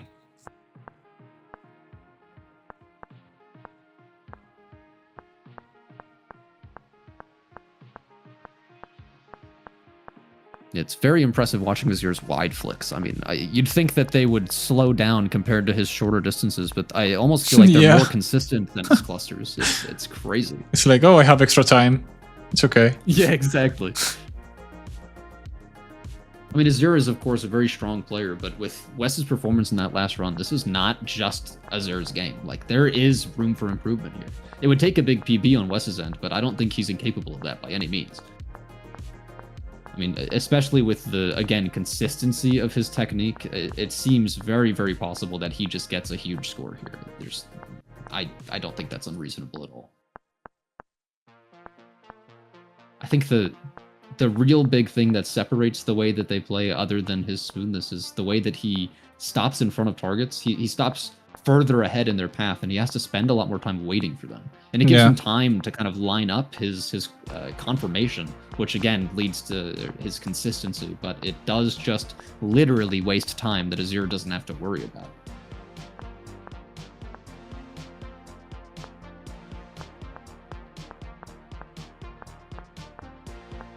He's gonna get a nice PV too. Yeah. It's a very, very good score. But it's just tough to beat 4K. Yeah. Really well played from both of them. Okay, Azure has the first round. So now, Wes, you have to pick either category or scenario. Okay, he picked category. It can be either tracking or switching. Switching. Okay, Azure, you pick the scenario. Right. Tommy switch again. Okay. Fun scenario to watch. Sounds good. Yep. Okay. 3, 2, 1, go. Right. We saw some Dami switch out of Azure earlier. It was some very, very good stuff. We did not see it out of Wes. We saw Waldo TS. Yep. So I think this will be a fun change of pace. I mean, Wes's tracking on these targets is really, really phenomenal. He doesn't have quite the same like solid initial flick landings as Azure, but he does a great job of actually finishing the targets efficiently. Unfortunately, I think that ends up being where most of the time is lost for him here. Yeah, Azure is just getting more targets, basically. Yeah, exactly. Like, even when he gets to the target, I mean, it takes too long to get to the target for him to get to more. It's just Azure's fast. Oh, he left so many alive, bro. Yeah, that is brutal in this kind of scenario. Luckily, they don't have regen like a lot of versions of this scenario do, but it still destroys your pace.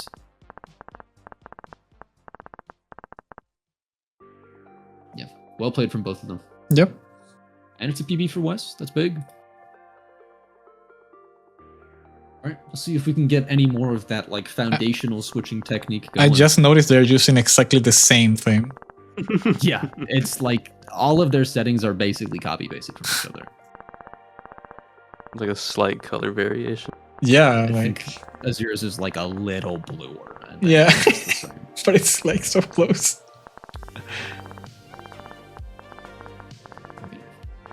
Azure is just pacing an insane score with 54 accuracy. His flicks are just so efficient. Even though he does frequently have to perform micro adjustments, he wastes such little time between finishing the initial flick, recognizing the micro that he has to make, and then actually performing the micro effectively. Yeah. It's like, it's really, really incredible. Yeah, honestly, the tracking part is like very similar. Yeah, I agree. wouldn't Azure say falls off the target plenty. Yeah, I wouldn't say either is like way better at tracking, like these targets at least. But like, I agree. Just target prio and like getting PB. to it. I mean, asking for a 600-point PB here is just unreasonable. Like, I wish that we could see an upset like that, but I don't really think it's possible, unfortunately. There's just too much of a gap in their flicking technique. Yeah, linear graph from West. Actually, The thing let's is see that 4100. even if he got a jump exactly like the last run, he still wouldn't get it. Yeah, it would just. I mean, Azure is just a force to be reckoned with. It's really difficult, especially with again his consistency. I mean, he just even when he does miss or leave a target on 1 HP, he recovers so well it almost has no effect on his game plan. Yep. Like the way that he goes for low HP targets when there are other targets near him, so he doesn't have to waste time on 2 large flicks for such few points. It's just like textbook. It's exactly how you're supposed to play the scenario, and he does it well every single time. Yeah. Again, great runs out of both of them. Yep. Okay, Acer moves to the next round, and Wes, thank you so much for playing. GG's and congrats for getting all the way here. We have our final quarterfinals match. We have AOD versus Ness.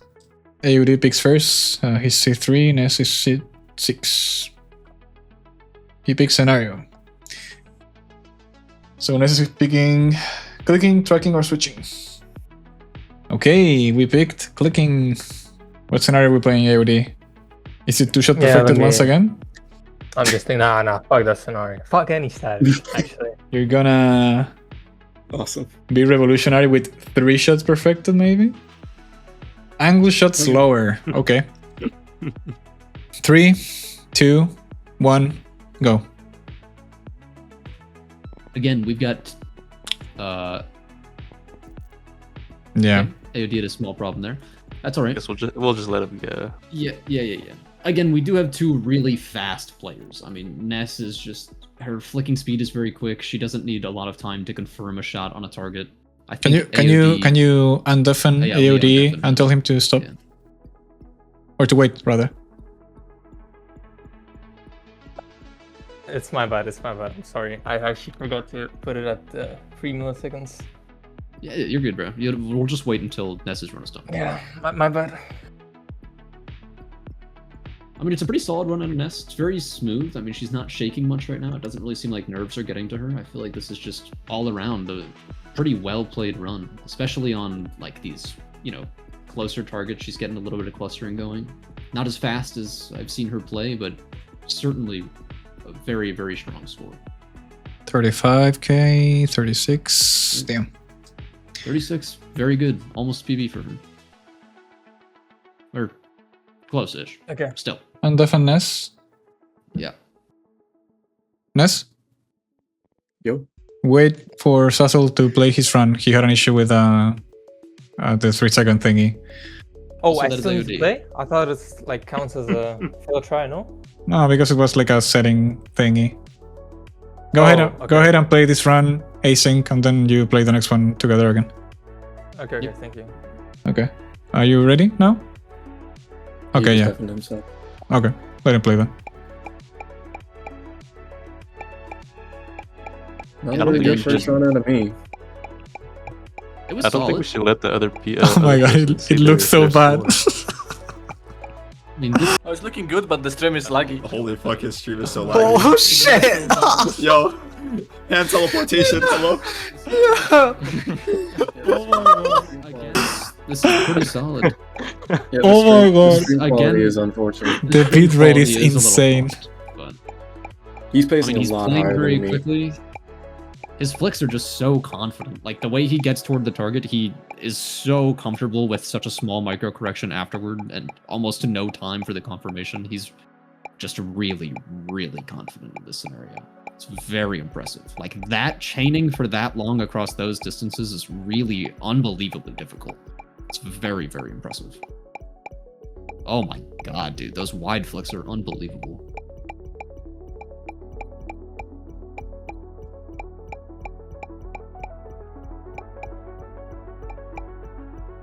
He's nearly on PB pace there. That is nuts. That is really, really crazy. Oh my god. Oh, 4.1. Yo. No. Oh my god. and teleportation technique, let's go. mean, that was obviously a very, very strong showing out of AOD, but, you know, that was a weak start for Ness. It's very possible that she's able to get somewhere up there. I know her PB is only 3.9, so we're off the bat asking for a pretty decent PB, over 200 points. Yeah. It's not impossible. I mean, we've seen it happen already. But AOD's speed is just really unbelievable. It's shocking how consistent he is across those flicks over such large distances. It almost doesn't matter to him at all. And he's never tripped up by the evasiveness of a target. I feel like his timing is just generally really good on when these targets are going to strafe. Even though he got tripped up as soon as I said something again. Jinxed again. Otherwise, he was Thank you, doing a great Tragedy. job. See, now this is a much more comparable matchup. Ness is on similar pace to him. Yeah, but his first run was insane. insane. She's gonna have to beat that. That's the only thing that really matters. Okay, she got a 3.8, still a good score. quite a good PB. Or, well, score. We're gonna need something gargantuan out of Ness here, and it doesn't seem super realistic. Like the winner mindset. Yeah.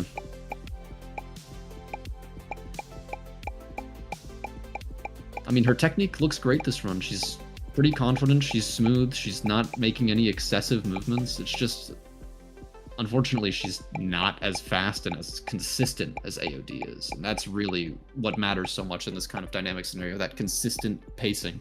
And again, I've said it 1,000 times already, it's so hard to get back into the pacing once you're out of it, that it's just, it relies so heavily on your consistency.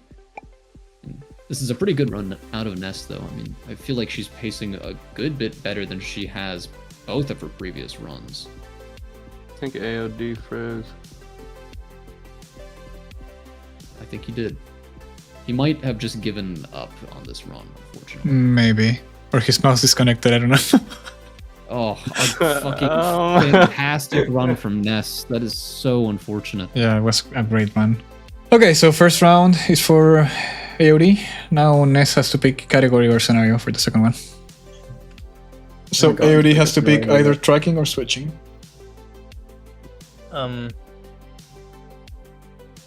Fuck. Are you good? It can't be that bad. No, I'm just thinking. Tracking or switching? No! What are you thinking about AOD? What's your thought process? Probably what to pick. Yeah, but based on what? Yeah, because like if either of those, like Ness has some sense that she's better than me at, but then Mhm. like also the third round was just coin flip, like what scenario I get. So Okay, tracking. Ness, what's your pick? Oh, damn! Bird track? I Okay. was not expecting Vert. I also wasn't expecting bird track. Okay. Well, it sounds like she did some scouting. yeah, yeah. yeah, this might be a little cook, guys. If I'm being honest. Okay. It's okay, we won't make fun We of shall you. see. Let's go then. 3, 2, 1, go.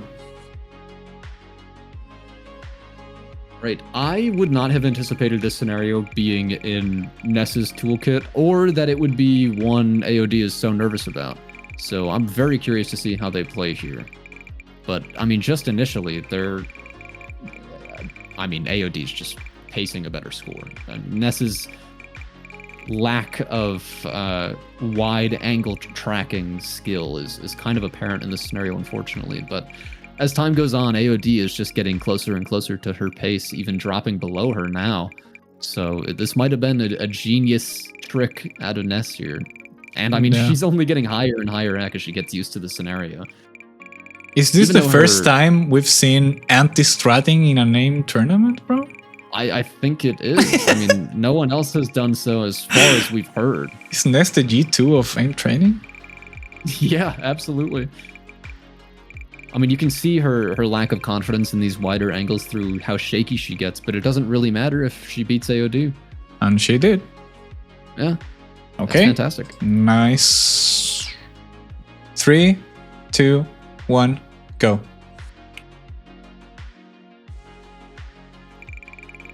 AOD is using a surprisingly fast sensitivity for this. It's basically 40 cm from what I recall, maybe like 41.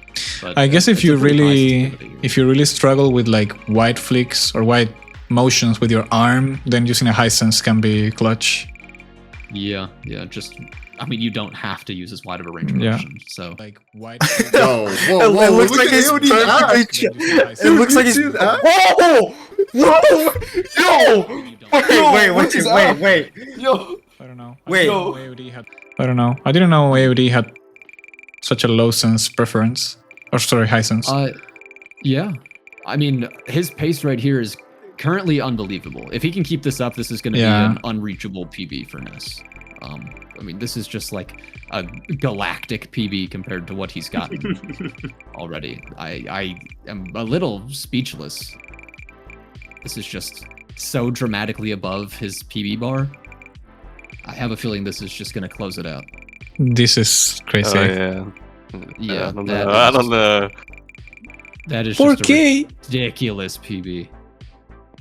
I mean, yeah, it's a big 200-point PB there. That is real rough. Dude, I just saw AOD lagging. I look at his accuracy. He's got 80 AC. I'm like, what the fuck? I know. It's like even though he's lagging, like that shit. Like he was like on. Okay. That was insane.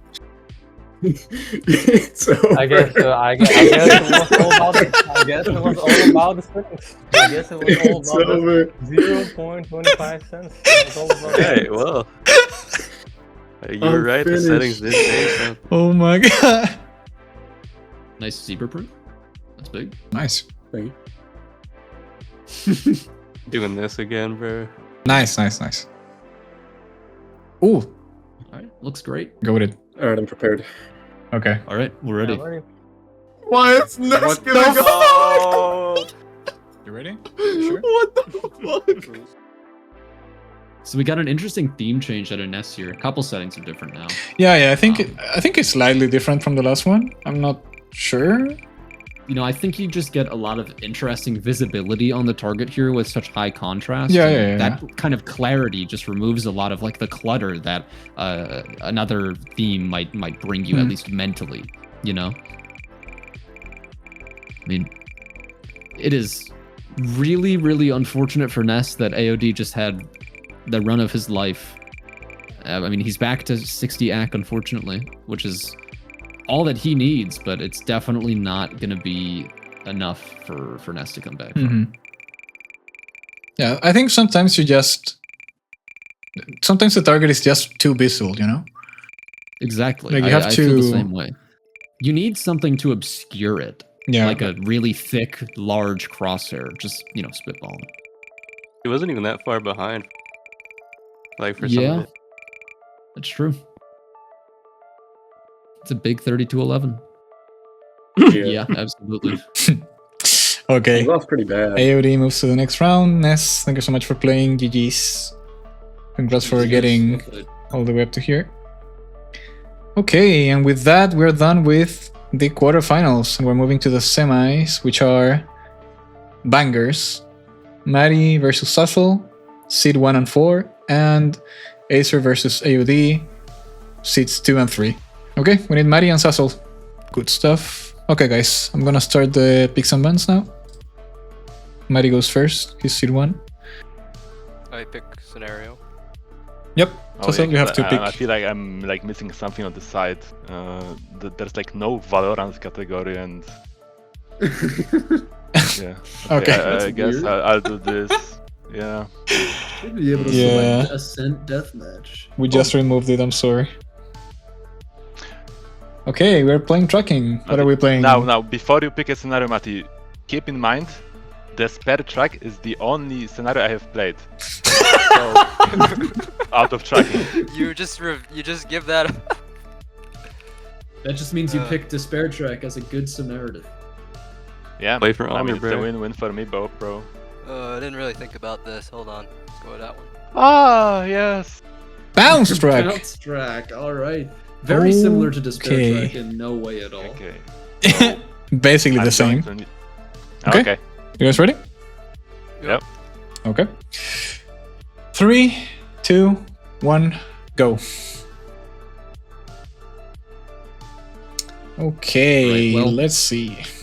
It's fair to say Matty has a significant expertise in bounce tracking compared to Susel. So I struggle to say that this is going to be a very close match, especially when Matty just has an incredible prowess with such precise targets. And unfortunately, Susel really, as far as I know, only has reactive experience and generally ground experience at that, which is just not very transferable. I mean, you don't get any similar range of motion, you don't get any similar movements, you just have to rely on complete intuition, and that is not enough for a competition against someone this strong. Yeah, we're seeing over 1k difference right now. Yeah, Double. it is. Yeah, it's more than overwhelming difference. Yeah. And even with, Matty maybe being a little bit off his game on this run, in my opinion, it's just not even comparable. Oh yeah, this is perfect. 6-7. 6-7. 6-7. Yeah, I mean that's quite the showing. It's also just like, I guess. Yeah. So we're hitting a sub 10% accuracy. There we go. Okay. I mean, I struggle to find the words for this, unfortunately. Granted, you have to give it to him. It is a difficult scenario. Like this It is a very different easy. scenario. A difficult You scenario. have to remember we're watching Matty play this, and he's getting 58 accuracy. Like, Yeah. Of course, he makes it look easy, but Like his PV is 3.5k, yeah, which is obviously It's not- insane for this scenario. like, it's but ridiculous. It doesn't sound like a Matty PB. No, not at all. We're used to 4K plus when we think about any Matty scores. So it's not that unreasonable to be like sub 2K here. Yep. It's not like we're looking at a bronze player by any means. Okay. You almost got a PV, Sussel. Bro, no, this is why you never change stance. All the muscle memory is gone. That's a very good point. I'm go. Right. Got one more for all the marbles. I say if Sussel gets half of Matty's highest score, we give it to him. I agree. Ref, stop the match, he's dying. Oh, It's so sad. Oh my god, the beat rate, bro. wow. Matty's recorrections on this target are really something else. I mean, he's really confident in sharp movements on such a small target. It's very, very impressive. Even if he's not, getting any PBs or anything, the mechanics themselves are still just shocking.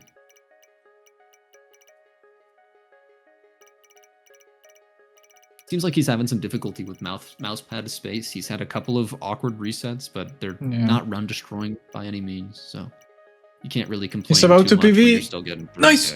No, he didn't. No, NT. it's only Matty going should down. go for Astra. That's a good idea. Okay, Matty got the first one. That could happen. I'm gonna go with this. This might be a really weird brain play, but I don't think I can avoid it. Switching. Yeah, that is really weird. No. I Letting him wouldn't say pick so, any guys. switching he wants. Waldo. I feel like if it's not Matty, it's just Azure. Yep. That's for my long gone friend. 3, 2. No, wait. Okay, waiting. 1 second. Okay. Now we're ready. Now we're ready. Going on. Go. No, I went it. Why? What? Okay. Are you ready? Okay. 3, 2, 1, go. All right, let's see some small target switching going on. I mean, obviously we know Sussel's target switching is incredibly strong. I mean, we've seen it throughout this tournament already, but he's also just a well-known target switching player.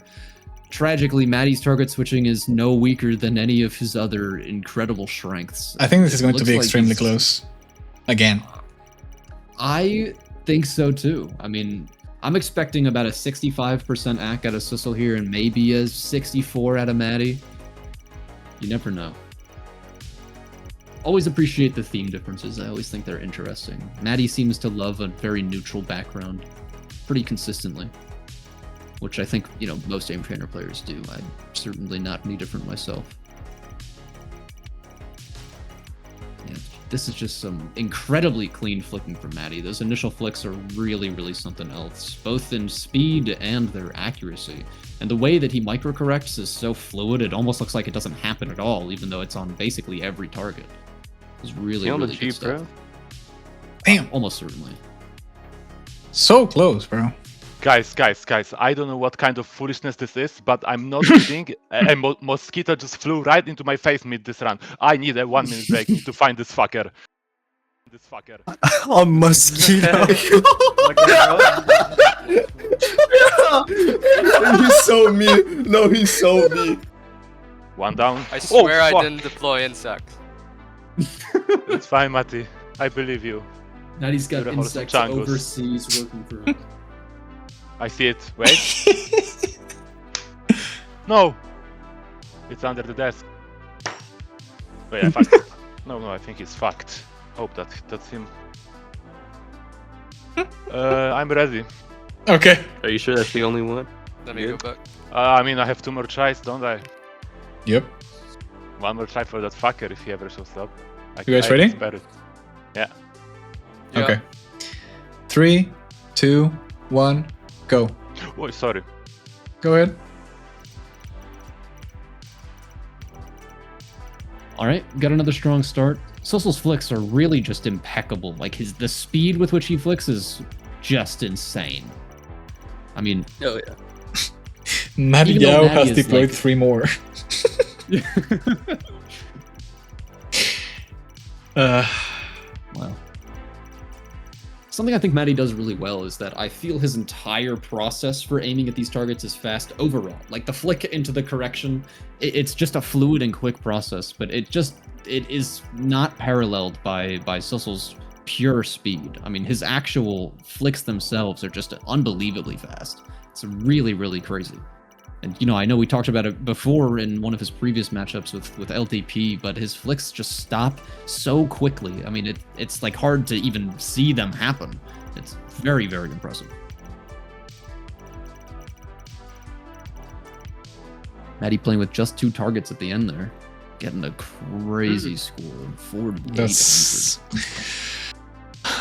No, those.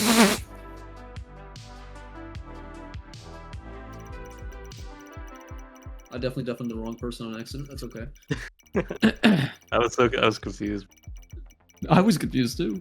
I will say, Matty's score was very, very good, but I don't think it's completely lost for Susel. Like, I think it's certainly physically possible that Susel gets a 4,800 himself, but it's not going to be easy at all. And I don't know exactly what his accuracy would have to be for it, since Matty doesn't hold down when he shoots, or rather when he flicks between targets. Yeah, the difference in accuracy is crazy because of that. Yeah.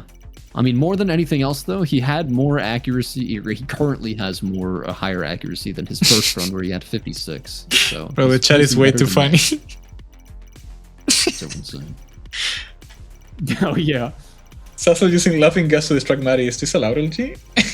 And Sol said it levels out because Matty's using mosquitoes to distract Susel. Like, bro.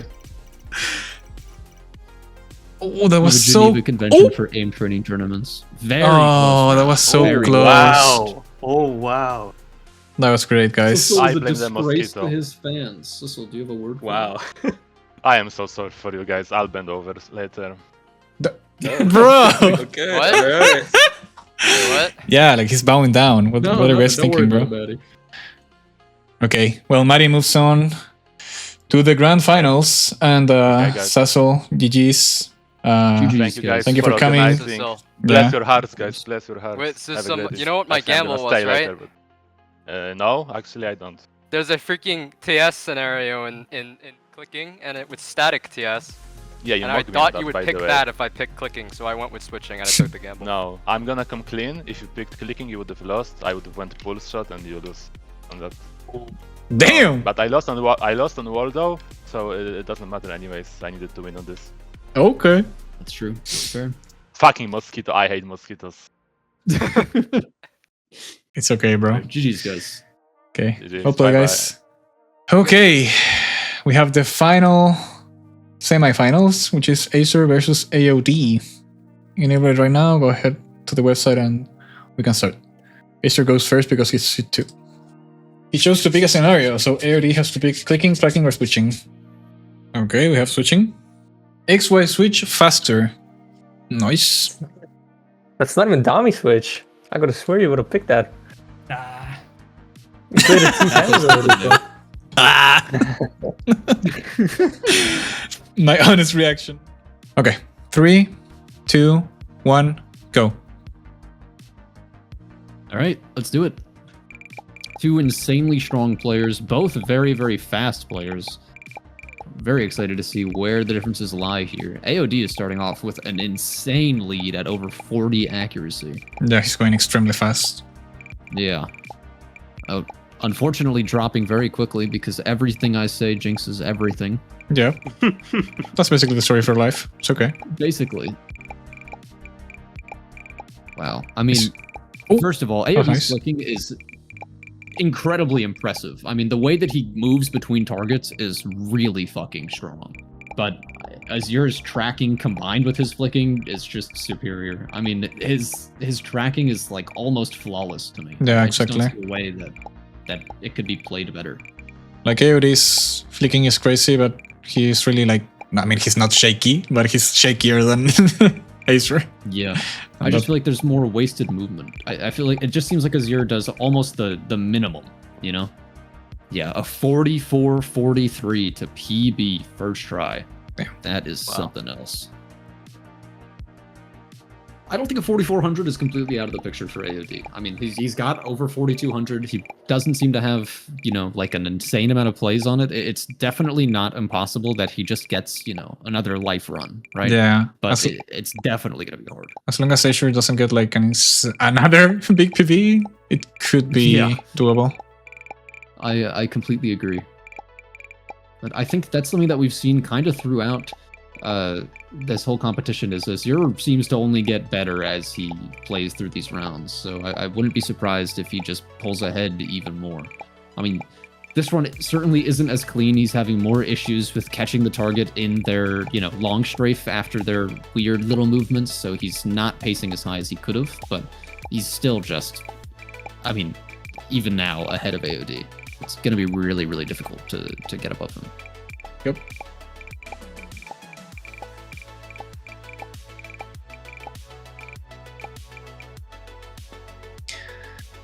Not quite.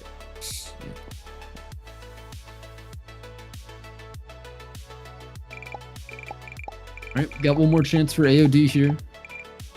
Starting off very clean.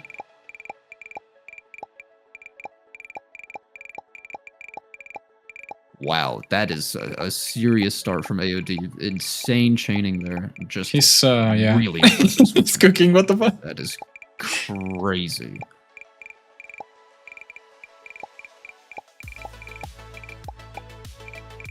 Wow, he is just picking these targets perfectly. I feel like every single one, the timing just couldn't have been better.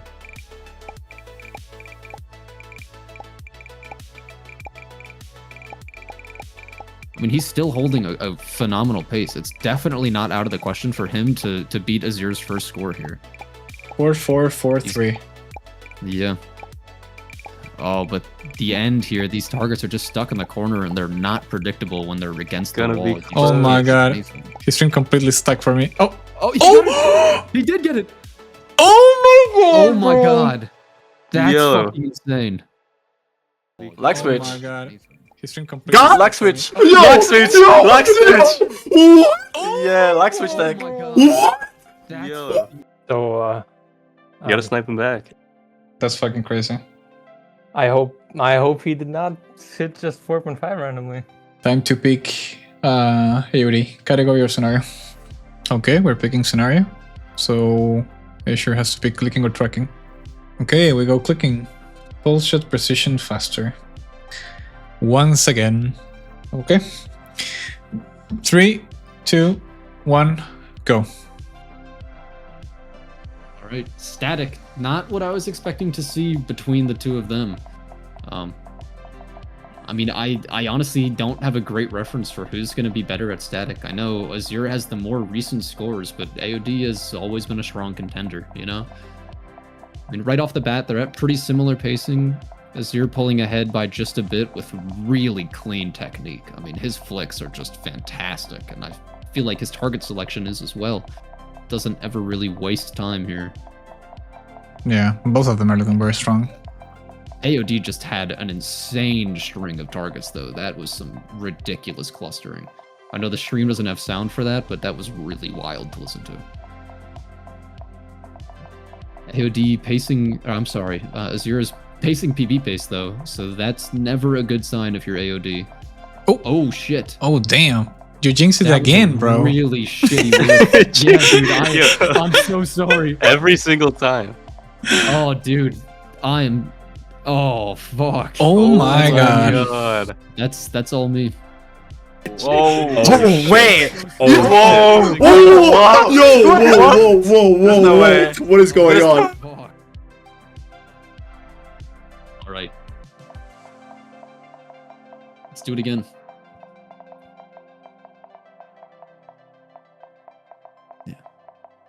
AOD is just really shining on the confirmations. It's very impressive how little time he needs to click on the target after selecting it. It's very, very impressive stuff. Looking at it, he looks very robotic. Yeah, I agree. Very much so. I mean, it's almost tempting to hold my breath with how important this round is for Azure, you know? Hold my breath. Oh no, he's teleporting! No, lag switch again. Lag switch again. GG. Lag switch. Guys, Yeah, this round you have to jinx him. A small whiff from AOD there, but it's not run ending necessarily.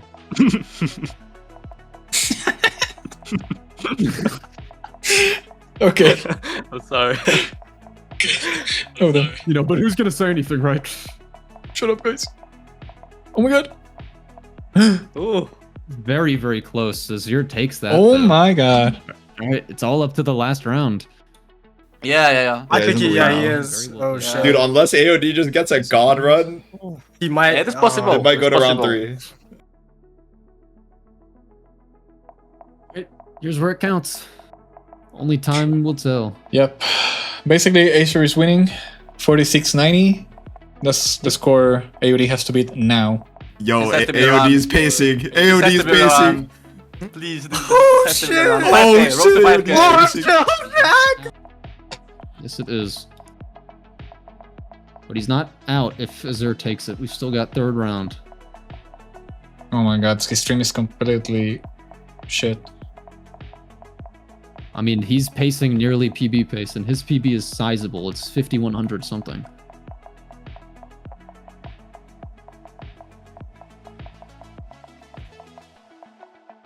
And they're both speeding up as time goes on somehow. Oh my god. Bro, his stream lags so much. It's so sad. He's on 4.1, 4.2. Is Azure feeling nervous? Oh, AOD is taking it. Yeah. That is, it's Oh my far, God. far too late. Oh my god, he beat it. Lag! He beat Oh my God, him. GG. He beat Azure. We He can beat won. Azure. Oh my He beat god. Azure. 5k. What the fuck? Oh, the lag switch Holy method. shit. Again. Me too. Holy shit. Holy fuck. What? That is I can't lie. unbelievable. That went against my expectation. Yeah, me too. I don't know about you guys, but my heart is racing. That was my insane. god. Oh my fucking god. Oh my god. I don't think I even want to play against Matty. I just need to go on an ambulance right now. Holy fuck, I'm gonna die. Okay. That was some insane shit. That was really well played to both of you. That was, seriously. yeah, that was honestly crazy, guys. Oh my fucking god. GG's to both. Okay, so AOD moves on to the grand finals against Matty. Azure, nice try. GG, congrats, bro, for getting all the way here. You also got insane scores, so you should be proud about that. Okay. Yeah, GG AOD. GG Azure, bro. I love you. That was so good. I mean, I said that I wanted to see an upset. we saw one. I just never would have expected AOD to take that. Like, I knew it was going to be hard fought, but I really didn't think AOD was going to have it in him. That was really, really impressive. That was insane. Yeah. I mean, it's kind of cool to see such an old name in the community that, you know, we've always looked up to as like one of the top players come back for a tournament like this and get to the finals. It's really, really awesome. So now we go to the final, which is Matty and AOD. The winner of that will get the final prize of $750, and the second place will get $500. So it's gonna be interesting to watch for sure. I don't think anyone else is here right now, but I just gotta say, this is not how I was anticipating these finals to go. I mean, in my head, it was like pretty clear cut to me that it was just Azure's making it to the finals, and it's gonna be Matty against Azure. So it's kind of exciting seeing this upset, even though I love watching Azure play, and I was really hopeful to see, you know, Azure v Matty. I thought that was going to be really exciting. I think it's similarly exciting to see AOD against Matty, when I feel like they have been such strong top players for, I mean, years at this point. It's really, really cool to see them actually go directly against each other in something, rather than just like grinding out scores, you know? I think this is going to be really, really cool. And I mean, now that we've seen the upset of AOD against Azure, even though I don't necessarily think it'll happen, I think it would be fucking insane to see AOD take it all home. I think that would be like my ideal end to this. Hello, semi-finalists. AOD, my friend. It's been a very long time since we knew each other. I would not have even thought that at some point we'd be playing grand finals together. But here we are, I guess. Back in 2022, I think, late 2022, we both stood on top of the game. Yeah. So let's see. Let's run it back, dude. Fuck you guys. You're making me emotional. Okay. Okay. Share your POVs, please. And let's get this over with. Okay, I'm gonna start the picks then. Okay, Matty chose to pick scenario, so you go ahead and pick the category, AOD. Switching. Static TS, no region. Holy moly. Okay. Let's kick off the finals. 3, 2, 1, go.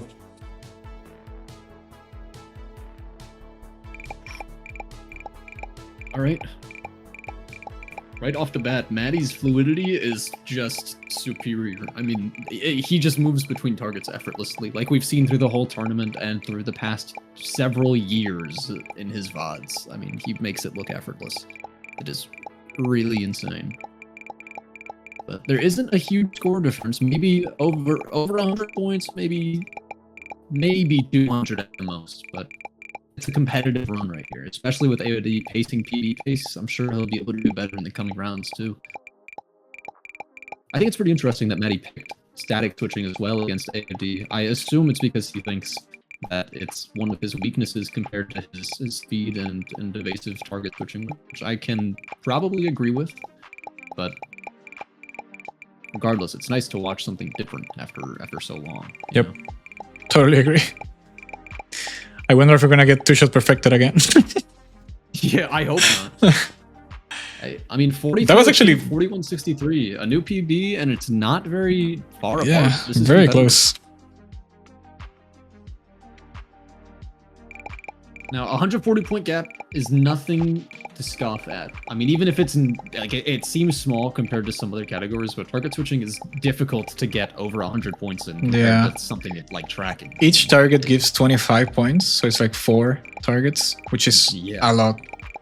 It is a lot, and not only that, he has to get 6 targets more just to match what Matty got. I mean, that is asking a lot. But after, you know, a little bit of a warm-up, he's still pacing PB pace compared to his last PB. So it's not out of the question again. Unfortunately, getting some shitty RNG on AOD's side of the board, but he's coming back from it nicely. He didn't really He's actually cooking, yeah. Yeah, I mean, he's probably beating his PB. Almost certainly, and it's obvious that he's got the capacity to get this score. Unfortunate that he didn't kill that target. Yeah, he left it. 4175, 4257. Okay. We got the theme switch up from AOD. That could be big. You know, a lot of it's mental. True. Oh, Matty's starting off with a beautiful cluster, though, and such... Oh my Oh god, that my spawn God. RNG is incredible. I don't What are know. you supposed to do about that? His whole fucking screen is just a chain of It's beautiful covered in clusters. targets. Oh, I mean, AOD's getting similarly lucky, at least for a brief moment in time, but that's gonna take a lot to get what Matty just got. I mean, his technique looks incredible right now, though. Yeah, he's keeping PV pace. Yeah. Run after run, AOD just does better. Ooh, that's a really unfortunate set of targets, but again, his flicks are really phenomenal right now. He doesn't have the same fluidity that Matty does when transferring from the initial flick to the micro correction, but it might be enough if we get a lucky couple of clusters before it ends. No, unfortunately not. Still very, very well played. And Holy shit. 44-75 from Matty. Oh, Both. that is brutal. Wow. Both of you guys cooked, bro. Oh fuck. Yeah, you guys played that very, very well. I feel like with this one I couldn't do much better than this. Yeah. Matty gets this round. AOD, you have to pick category or scenario. Yep. Okay, so AOD is picking the clicking task. You guys want to guess which one I'm picking? Pulse shot precision faster. Yeah, if I had to Absolutely right. Absolutely right. Yeah. Okay. I like it. You gotta do it again, AOD. I'm ready. Okay. Second map. 3, 2, 1, go. Alright, let's see it.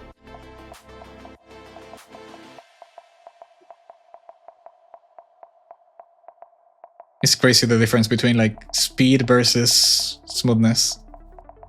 Matty's just so fluid. Like, Yeah. there's no differentiation in the movements. He just goes between targets so beautifully. Yeah, like But AOD just... Oh my god. yeah, like fluidity and speed are not mutually exclusive, but like in this one you can really see the difference. Yeah. AOD is fast. And of course, you have to be fluid to be fast, but Matty just... He is superior when it comes to fluidity, almost when it comes to any other comparison. The only people that could challenge that come to mind might be like Draco and Zeonlo, but I mean... What did you say about us? What did he say? Draco and Zio. Nice. Where's the mini mention? Yeah, where's Mini? No mention for me. GG, bro. I'm too old. Really, really great game. It doesn't matter here. Yep. AOD's speed is just crazy. They're He actually needs no time quite at all to close. confirm targets. Yeah, they really are. This is gonna be another really, really great round. This is like a tie, bro. 48-50 to 48-70. Oh my God, God, dude, that's insane. Wait, that was actually close. The active is... Wait, Oh whoa, this is close. Whoa. Wait, he has more shots hit. Oh my bro. god. I'm really thinking that AOD takes this. A part of it is just because I want him to, you know? I want this to be a close Very series. close, I don't yeah. want it to be a blowout. But I also do think that if he's going to beat Matty on something, it's going to be this. His speed is just an incredible tool, and it's shown in its full potential here, you know?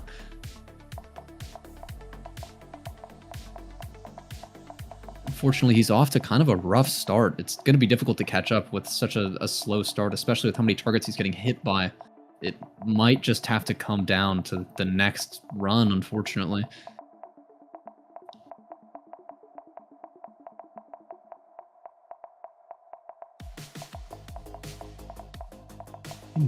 Matty's struggling with some of these micros. It could give AOD a chance, but it's really difficult to say that this run is going to have much of an impact on the outcome here. Oh yeah, Matty is going crazy. 4,500 versus 4,760. Both going down by pretty much, well, AOD's going down a bit more, but still. You know, I mean, even if they did want to play pull shot precision again, the pull shot precision faster disproportionately rewards AOD's speed compared to Matty's precision. So if AOD is already feeling like he's at a disadvantage, it'll only get worse on that kind of scenario. You kind of just have to cut your losses and play something else. What else do you play against Matty then?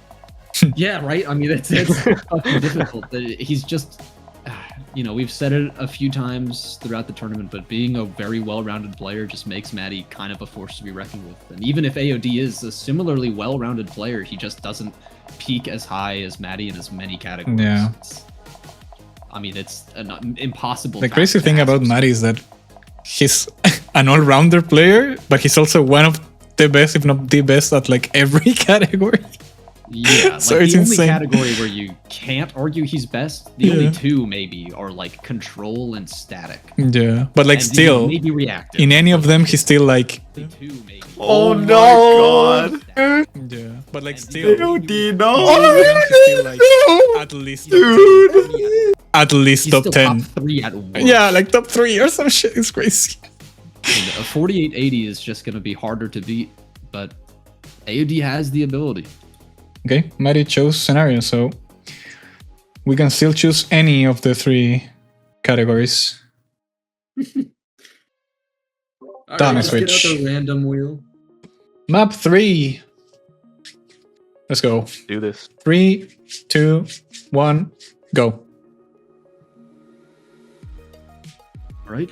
Dami switch, not the first time we've seen it. Could be the last. Well, it will be. Yeah, well, right regardless off of the who bat- wins, yeah. Yeah. I'm tempted to say AOD is looking a little nicer here. I feel like his flicks are just a little bit more consistent. He's not having any issues getting onto target, and Matty doesn't seem to be anymore, but the start of the run was a little rough for him. Leaving a few more targets 1 HP than AOD has had. And AOD's pacing PB pace on presumably a scenario that he has a great score on already. Both of these runs are looking so good, bro. And Yeah, I mean, they're just so technically refined. There's very little to point out that's bad. Like almost Yeah. anything that you could say, yeah, this isn't optimal, is likely due to just like tournament anxiety. It's you crazy know? how both of them That's are getting their fault. almost the same score, but like the runs are like clearly different. Yeah, they don't play similarly Yeah. at all. Okay.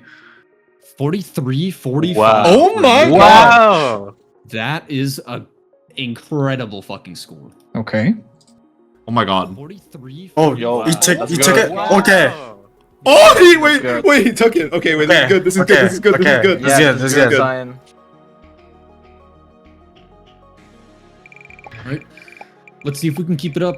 A 43-45 is not far from Matty, and it's certainly below his PB, but it's definitely possible that he doesn't get over it, or that AOD PBs again. I mean, he's starting AOD off with is on another pace to PB. great run. Of course, it's one thing at the 20-second mark, but Yeah, of course. I've seen him PB many times already. Tragedy, don't say it. Tragedy, I shut mean, up. Matty's getting world record right here. Oh no, Tragedy, what did you do?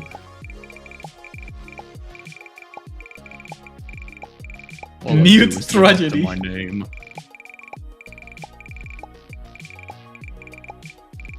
Four, 3, 4, 5. Oh, Matty's getting so close, bro. He really Oh is. my god. I mean, his tracking is just so impeccable.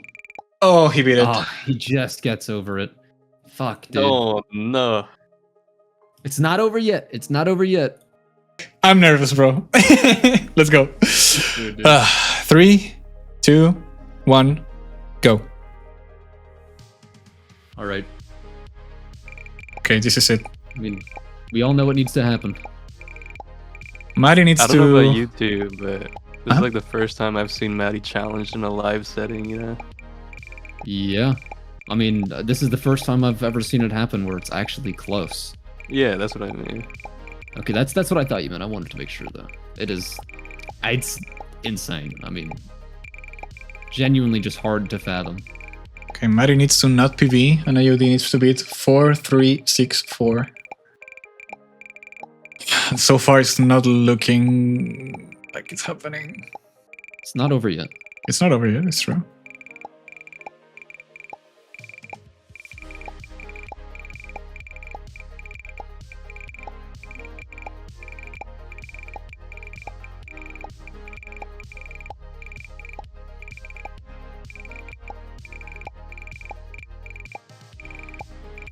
Oh my god, bro.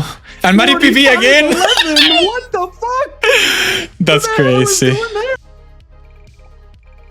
Fuck. No. And Matty Fuck. PV again? Oh, Matty PB. Yo, okay. Crazy. Well, damn. What? Fuck. So GG. Oh, What? Oh my I god. was so focused. Okay. I was so focused on what I'm AOD locked in, needed bro. to do. I didn't Okay, even Matty, see Matty okay. get 4,500. Okay, guys. That was This is honestly all Tragedy's fault. that was honestly insane. From both Yo, of you. AOD, GG's, bro. GG's, man. Yeah. GG's, man. I I'm was proud. very happy I'm to proud. see that. I'm very proud of how far you've come since we were at the top in 2022, dude. This was insane. Hashtag kill you. tragedy. Please keep playing, man. Both of you did So good, amazing, dude. guys. AOD, you should honestly feel very proud, bro. Thank you guys. Yeah. Yeah. And congrats on seriously. second I'm place. good, Like bro. it's not. I know it's not winning, but it's literally second place, and like you should be proud of that, bro. Like, no, I'm serious. You got me sweating, bro. You got me seriously sweating, bro. Like, I'm so freaking shaky right now. And yeah, 500 is 500, like the chat is saying. Oh man. Good shit, bro. What a close series. I'm really glad it was that close, and I'm really Yeah. glad that you guys got to do it. That was Let really me fun. let me actually go to the last screen of the tourney because we have a winner, and it's MattyOW.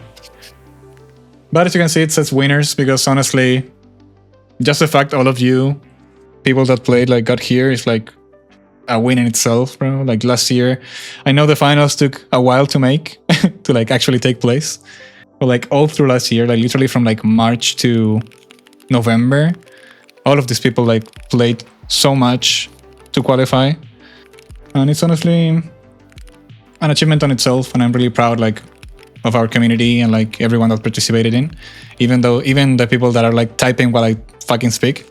But honestly, congrats to all, bro. And congrats, Matty, of course, for number one. Seriously, you guys played incredibly. Yeah. Everyone. Oh, also, thank you so much to Tragedy for being here, casting with us, and obviously to Bad Name Tag for casting too, and for letting us use his server, and like the emo community for like receiving us. Thank you to Pivno for his tool. Like all the widgets and stuff you see like on the in the scenes that are like I get like automated, and like people can choose and bans and all of that. That's called pivno.xyz or Koba Koba.com. That name may change, but like that's what it's called right now, and it's an awesome tool for the tourneys and also to like build your aiming portfolio. So that's awesome. And finally to the letter Dex for making like all the overlays and stuff. I'm really happy you guys liked it and feel like it's like more professional in a way. I'm really happy about that. So yeah, thank you all. I'm really happy I managed to do this. Thank you, I want to LG. thank you, Grav, by the way, just for letting me be a part of this. It was really, really amazing experience. One of a kind. Yep. You're welcome. Thank you for coming. So yeah. Honestly, impressive showing by anyone that participated here. Like it was, each one of you deserved to be here. Like you showed you deserve to be here. So I don't know if you guys, Tragedy and Bad, want to talk with some of the players.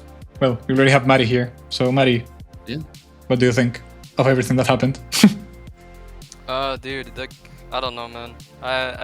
It's crazy how it's played out. I was preparing to play against Azure, of course, because like he's throughout 2026 he's been literally like on the fastest run. He's literally almost about to get Celestial complete. I think he's competing with Viet there, and I'm rooting for both of them.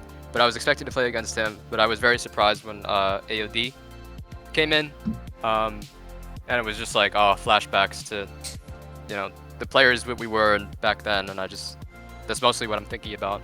Back when we played the RA benchmarks, played through Aim Beast, like he's just as good as I remembered it, and I give so much props and honor to him. That's awesome. So. What did preparing for this look like?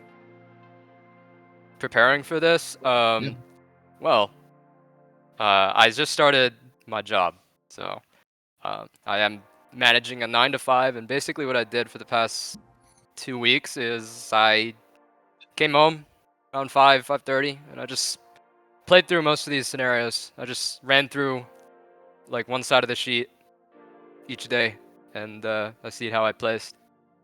And yeah, it's been kind of rough dealing with the time management, but I think I'm pretty confident now that I can do it. That's awesome. I mean, I think it's pretty clear that it didn't negatively affect you very greatly. I mean, we're still all, you're still the best player that we have expected to see. In fact, it may have even buffed me because I was rotting. I was bed rotting, like on a night schedule, like having the worst sleep schedule of all time, not even human. And then now, like, thankfully, I'm waking up at a normal time, and I'm able to like wake up for this. Because if I was still on the night schedule, I would be normally waking up like an hour after the comp. Oh my god. Well, I'm glad you were forced to participate in society and wake up for the comp. Sounds like a net positive, like all around. To be honest. Yeah. What are you gonna do with the prize, Matty? I don't know. Maybe I'll buy some more stuff from my office. Nice. Make it more homey. What about you, AOD? What are you thinking, bro? I don't know. I'll just save it up for later and see if I ever need it. Nice. Yeah. I think that's a pretty responsible thing to do. What do you think no about higher like refresh rate monitor? What? No higher refresh rate monitor? I don't know. I mean, maybe like a PC upgrade is better because a lot of people just told me that like monitor probably is not even that much worse. But while like PC upgrade is like a lot better upgrade. Yeah. But I don't know. I mean, we'll see. What do you think about the whole experience, or what you had to go through to get to the end? I liked it a lot. I mean, even if I had lost, I still liked it a lot. Like honestly, like production-wise, experience-wise, it was just nice, especially because we don't have a lot of decent aim training. So, yeah. You definitely did a very good job organizing this, LG. Thank you, Matty. It was it was very hard, to be honest. I mean, it wasn't that hard at the end because I had like good people helping me out to do it. But yeah, it's just an issue with like motivation and like other responsibilities and stuff like that I'm sure pretty much everyone can resonate with. But yeah, I'm honestly really glad I managed to do it, bro. Like, I think it was worth it. I'm really happy with how it turned out. I hope we have like more mini stuff in the future. No? I mean, I know maybe with less scenarios. What I can say is that there will be more AimLab stuff for sure. Like by AimLabs, which I'll obviously participate in and help because I work at AimLabs. I don't want to promise anything like LG56 branded, like only myself. But like, honestly, it was such a good experience that I'll probably do something again. Probably something like smaller in scale, like in the sense of like having a year-long qualifier instead of making it more like a monthly thing or semester. I don't know, but I'll have to figure it out. Yeah. I'm just really happy people are willing to play and want to play, and all the people that watch, bro. Like between all the streams, we had like almost 500 people watching for like 6 hours, which is crazy. Yep. So yeah, I'm really happy. I don't know if any of the other players want to come into this PC and talk about their experience or give out their thoughts or whatever. I've had given some input. Yeah, it was pretty fun, I'd say. Nice. Aside from the mosquitoes. Yeah. Bro, Sasa, you're so fucking funny, bro. Like it was. I was like trying not to laugh every time you fucking talked, bro. You were so funny. Well, I'm not gonna lie, I'm getting pinged. I'm playing trash right now. That's awesome. I mean, the turn itself was amazing. Probably one thing that it's up to people to decide would be like the format still. I think like 3 scenarios is sometimes just too random, like every category together. Yeah, I think that's pretty reasonable. Yeah. Like there's definitely ways to improve this. Like I'm also glad I did this because basically everything I learned from this project is something I will also be able to transfer to like Aim Labs itself. Yeah. So I'm expecting we do a lot more stuff like this. Let's try to make it not as long, but the let's length is make them fine. good. I'm really happy you enjoyed it, bro. And congrats, like, on Thank you. on like semifinals. Like that's Low-key, I didn't expect it because I haven't played like Aim Labs in 4 months. But yeah, it was pretty lucky I got. that's good. Like it only just goes to show that you're like very good. But I got lucky as shit. Let's not beat around the bush. I mean, you played really well on Despair Track and all of the switching stuff. I mean, I definitely wouldn't say you played like shit. I'm not gonna say you're the best bounce player in the world. That's Whoa, okay, but that was uncalled for. So you did give me a mini heart attack when you picked Waldo. So. That matchup was so close, bro.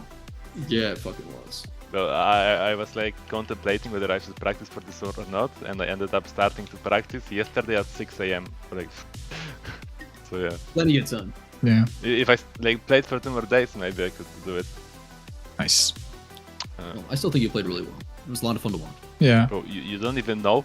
Like the first match I played, it was 50 degrees in my room, and my arm was like sticking to the pad. I could legit not move my arm. So when I was like playing like XY switch, for example, I was like getting 4K, and then AOD told me to like put on a fucking hoodie, and bro, it was like night and day. Every fucking score was like up 20%. That's big advice. Bro, I thought it's like sleeves were a scam. Dude, they make a fucking world of difference. And they stop your mouse pad from wearing out too much. I never played that one. Really? Yeah. I didn't know that. Yeah, that was great. And I think for next time you should get a sleeve sponsor then. I would. Yeah, Precision sleeve sponsor. Nice. Dude, it's impossible. They're such a small company. I'm sure they will be generous for what we're making here. Something really amazing, something out of nothing. Thank you, bro. Okay, Ness, how about you? I'm feeling good, man. I got further than I expected to get. Actually, before you It's a successful day. before you keep talking, I also want to take this opportunity. I thanked a lot of people before. I also want to thank Ness in particular. She helped me quite a lot, actually, to like get motivated to like run the actual finals. But mostly last year, she was like extremely important to like to get like the ideas for like the individual phases of the qualifiers and stuff. Like she was really helping me brainstorm that like in the background. So like I really appreciate that too. So I also want to give her proper shout out, like she deserves it. Okay, so that's the end of the LG56 semi-competitive circuit. I really like I don't even know what to say, bro. I'm just really happy people enjoyed it and it was a good event, and like some of the matches were like extremely close and stuff like that. Like it was like a very fun experience. Thinking like not only from me organizing it and like the players, but also like as a viewer format, like for the viewers. Thank you everyone once again. Like the people I already mentioned. Go to Pivno's webpage, pivno.xyz. Go there, go set up your account. I think it's a very nice webpage. It's not only for like organizing tourneys, which is like an amazing tool. It's also not only for organizing tournaments, but also to like have your profile, like your scores, your peripherals, like all that sort of stuff, your aim groups, etc. So yeah, I really recommend it and vouch for it. Thank you everyone that followed, everyone that subscribed, everyone that rated, everyone that watched on other people's streams. Like I really do appreciate it. And of course, Tragedy, I really trust you and you did amazing. And you too, Bad Name Tag, you both of you fucking cooked. Like it honestly would have been impossible without you guys. So thank you so much. And that's it. Without further ado, I think it's time to go. So, bye bye, take care.